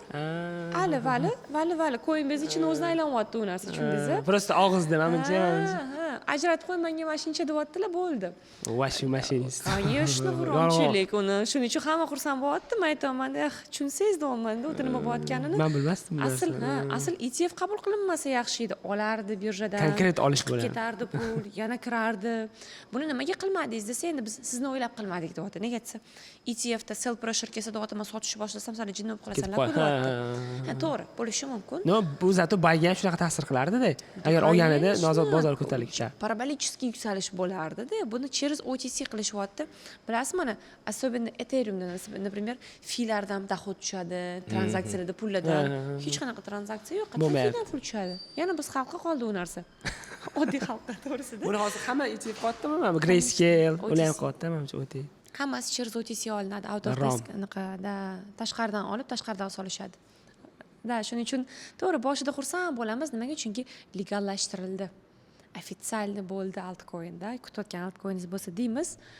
Hatto anaqa budushisini o'ldirib qo'ydi. Nima? Chunki buni eng qiziq tarafi ham o'zi cheklanganida. O'sha haliga boy bitta olib chiqib ketsa, uni boy bitta olib chiqib ketsa 21 millionta bor edi. Voy, tugab qoldi, bo'lardi deb o'tdik. Endi tugamayapti. Xohlagan odam ETF-ni olib beradi. To'g'ri. Hamma narsani pros and conslari bordek. Demak, biz ham podkastimizni oxiriga yetib keldik va bugun demak ko'rib turganlar bilishi mumkin, podkast ancha demak chuqur ma'noda bo'ldi va o'zi O'zbekistonda ham, o'zi butun dunyoda ham mana shu makro yo'nalishga qiziqayotganlar juda ko'payib ketyapti. Agar bugun podkastni tushunishda qiynalgan bo'lsangiz, Madina Kamilovnani Telegram kanallariga qo'shila oladigan bo'lsangiz, u yerda ya'ni sal osonroq tillar bilan tepadan boshlaysiz, ya'ni 1-2 yil orqaga bitta qaytarib olasiz. Siz bo'lib o'tgan voqealar nima haqida gap ketayotganini sekin astalik bilan demak ko'rib borish imkoniyati bor. Bir narsa aytib ketaman, shu yerda juda ham ko'plar xafa bo'ladi-da. Buni bitta kommentariyadan. Yo'q, buni bitta o'quvchimiz aytib berdilar. Avval kuzatardim, siz shunaqa asabga tegardingiz, nimaga desam, bu nima yozyapti deyverardim. Icho derdik deyaptilar. Yozasiz dedilar. Uni ChatGPTga tashlaymiz gruppa. Og'aynilar bilan gruppalar bor ekan, ChatGPTga tashlaydi. Nima deyapti, men tushuntirib yuborgin deyshar ekanda. 5 years old. Men ataylab ham qilmayman. Endi men ochib bersam, butun istoriya makroni ochib berishim kerak. O'tda na harf sig'adi, na bir vaqt sig'adi bitta kommentariyada. No, men uverenaman, buni tushungan odamga yetib boradi SMS-imda. Endi mana bunaqa bo'ladi, buy, mana bunaqa bo'ladi. Sell emas, aslida ma'lumotlarni, puzzlelarni birma-bir yig'ib ketyapman. Qarang, bunaqa degandek, bunaqa bo'lyapti, bunaqa bo'lyapti. Shu yo'l bizni qatga turib chiqadi oxiriga borib turib. O'sha recession bo'lsa recession, stagflation bo'lsa stagflation. Shuning uchun juda ham ko'plar xafa bo'ladi. Xafa bo'lmang, Madina opa, umuman signallarni bermas ekansiz. Qanaqa tradersiz? Men tushunmadim sizga. Investormisiz? Ha, oshpazman sizga, какая разница? Tradermanmi, investormanmi? Havo olib sotaman, balki oshpazman. Какая разница sizga deyman-da, anaqa. Bermayman unaqa signal yo'q, uni o'zing topishing kerak. Signal topish oson, grafikda nima, perixayda tushunish qiyin bo'ladi. Shuning uchun hozirgi podkastni ham endi yarimchalar tushungan bo'lishi mumkin. Kimdir ataylab qilmadik, uni aytishadi, ataylab qilishadi deb o'ylashadi. Ko'p narsa ataylab emas, hamma narsani yoritib berish uchun menimcha kunlar ketish kerak-da. Albatta, u bitta podkast sig'maydi. Men o'shani yoritib berish uchun, o'sha ham 6 oydan keyin tushadi o'z bazasiga. Endi keyingi narsa ham bor, ya'ni bizni kuzatib boruvchilar ham o'zi umumiy holatda HBS videolarimiz 2022-yildan misol chiqishni boshlagan bo'lsa, shu paytgacha 3 yil, taxminan 3 yil davomida taxminan 10 mingdan oshiq odamlar trading haqida, o'zi umumiy temalar haqida bilib borishdi, ya'ni bilim bor. Agar biz hozir yana 2022-yil o'tganimizda biz mana bu mavzular haqida gaplashib o'tirganimizga to'g'risi achinardi, ya'ni shuncha odam hozir ko'rib bekorga vaqtimiz ketdi hozir. Ya'ni o'ylashimcha juda ko'pchilik menimcha bu podkastdan ancha mazza qiladi, rohat oladi, balki miyasi bitta ochilib oladi, xudo xohlasa. Va bitta sovg'a e'lon qilishimiz kerak, xohlaymiz, xohlamaymizmi? Siz demak 25-maygacha mana shu ya'ni Toshkentda qolasiz va shu sababli eshitishimiz bo'yicha avgustda yana Toshkentga demak yana safaringiz bor, yana qaytib kelasiz. Xudo xohlasa havo yaxshi bo'lib qolgan bo'ladi. Ancha hozir issiq. Mana shu paytgacha eng yaxshi kommentariy yozgan yoki savol yozgan farqi yo'q. U kommentariyani qayerdan bilib olamiz? Birinchi bo'lib, ya'ni o'zi sifati bo'yicha o'z kommentariyani o'qiganda ham sifati va keyingisi like'lar bo'yicha demak yig'ib olamiz. Eng yaxshi kommentariy egasini demak yarim soatlik mana shu uchrashuvga taklif qilib, Madina Kamilovna bilan yoki HBS a'zolari bilan demak bir suhbat tashkil qilib bersak bo'ladi. Misol mana shu o'zlarining savollari bo'lsa, HBS ofisiga bemalol kelib, faqatgina bu uchun kommentariyada aktiv bo'lib turishinglarni, YouTube'da kommentariyada aktiv bo'lib turishinglarni so'rab turgan bo'lardik. Va like'lar bosib, xudo xolasa podpiska bosib, demak, sizlarni kuchinglar kerak bo'ladi. O'sha Madina Bani kanallariga qo'shilib qo'yinglar. Men hozir siz tugatib qo'yingiz, bitta narsa aytmoqchi edim. Madina Bani o'zlarining yo'nalishlari bor, ya'ni ma'lumotlarni yetkazish. Chunki men boshqa communitylarda ko'p ko'raman-da. Mana unaqa ham gapirishadi-da, ya'ni tipa oshadi degan ma'noda ham, tushadi degan ma'noda ham gapirishadi. O'xshab qolsa o'shani reply qilishadi. O'rtada qolib ketadi yoki o'chirib tashlashadi u narsani. Lekin men siznikini men o'zim ham kuzataman. O'shadan beri tushadi. Shu narsa bor lekin, to'g'ri. O'rtada menga ham aytishdi daji. O'sha 70 ming 60 ming paytida 30 mingga tushadi deganlar Madina, tushmadi degan gap men endi o'quvchilar orasida ham bor, aytishadi. O'zingiz ham aytishgan bo'lsa kerak. Lekin baribir konservativroq yondashasiz. Buni bozor o'zi ham fikrimdan o'zgarayotganim yo'q-da. Shu narsa bor. Turmaganman, yo'q, men shuncha o'qidim, bildim. Mana shu bo'lishi kerak. Ana undan keyin siz hammani kutayotgan alt season bo'lran. Siz kutayotgan narsa mana shundan keyin bo'lishi kerak deb yopishib olganman-da, to'g'ri. No, hozircha anaqa qilmadi, parod qilmadi deydi. Ya'ni konservativ yondashuv. Bizdan yuzim yorug' bo'lsa. O'shanga hali bunaqa tushishlarni ya'ni kutyapsiz. No, o'sha gap, ya'ni o'rtada gaplashdik, balki 130 mingdan qaytadi, 140 ming. Primerda menimcha o'rta muddatda qanaqadir ko'tarilish bo'lishi mumkin, lekin o'sha Powellni qanaqadir gaplari balki shu bozorni yana resessiyaga olib kelishi mumkin. O'shaning uchun kuzatinglar, juda qiziqarli. Ya'ni ijod qilinishingiz bilinadi Telegramda postlaringiz o'zbekchada. Bir marta bir yaxshi niyat qilib og'zingizdan yaxshi gap eshitmadik deb jahli chiqadiganlar ham bor. Sirazi bilinadi. Prostatkasi bor odamga alam qiladi unaqa gapni. Haqiqat shu, nima qilay? Men xohlayapman men. Hozir olib qo'ygan. Menga qolsa bugun kelsin bo'lrandi. O'zimda ham paytida bor kerak bo'lsa-da. Menga ham bugun kelsa bugun yaxshi. Iloji boricha anaqada iqtisod bo'lishligi maqsadida anaqa qilaman. Umumiy holat menimcha harakat qilaman, chunki biz baribir Yevropada anaqa oson pul topib, nima desam ekan, anaqa yevroda ishlamaganmiz, pulimizni dollarda yig'maganmiz. Juda ham ko'p oddiy xalqlarimizdan anaqa qilishayotgan, mana shunaqa aldanib qolishayotganini, alt season keladi deyishdi, olib qo'ydim. Mana bunaqa deyishdi-ku, mana yotibman, mana ularni prostatkasi 90% ko'rsam, meni yuragim muzlab qoladi-da, ko'rib, qachon chiqasiz bundan 10x qilishingiz kerak. Ko'tarilish. Chiqolmasingizchi, qo'rqitish maqsadida emas. U coin bankrot bo'lib qolsa-chi? Yo'q, juda mayda coin. Delisting bo'lib qolsa-chi? Qaysi yurak bilan olgansiz deb men переживать qilib ketaman, yo'q. Nima uchun? Chunki oson topilmagan u pullar. Albatta. Shu maqsaddan qilaman. Hey, ogoh bo'ling deb, bo'lmasa menga qolsa hamma pul ishlasin, hamma naqsin, nima desam ekan. Xohlagan natijasiga erishsin. Kim nimani ko'zlagan bo'lsa. Xudo xolisa. Hammalarga rahmat kattakon. Xudo xohlasa keyingi HBS hamjamiyatini demak podkastda ko'rishguncha va xudo xohlasa 1 yildan keyin yana bu podkast nasib qilsa, ya'ni keyin yana 1 yilda Traditsiya bo'ldi. har 1 yilda bir marta qilib balki bozor yanada zo'r bo'lib ketib, balki tezlashtiramiz, balki yil oxirigami zo'r bo'lib bo'ladi. qolishi mumkin, xudo xohlasa. Vaziyatga qarab. Albatta. hammalarga rahmat kattakon. Sog' bo'linglar, Keyingi safar rahmat. ko'rishguncha. Keyingi sonlarda ko'rishguncha.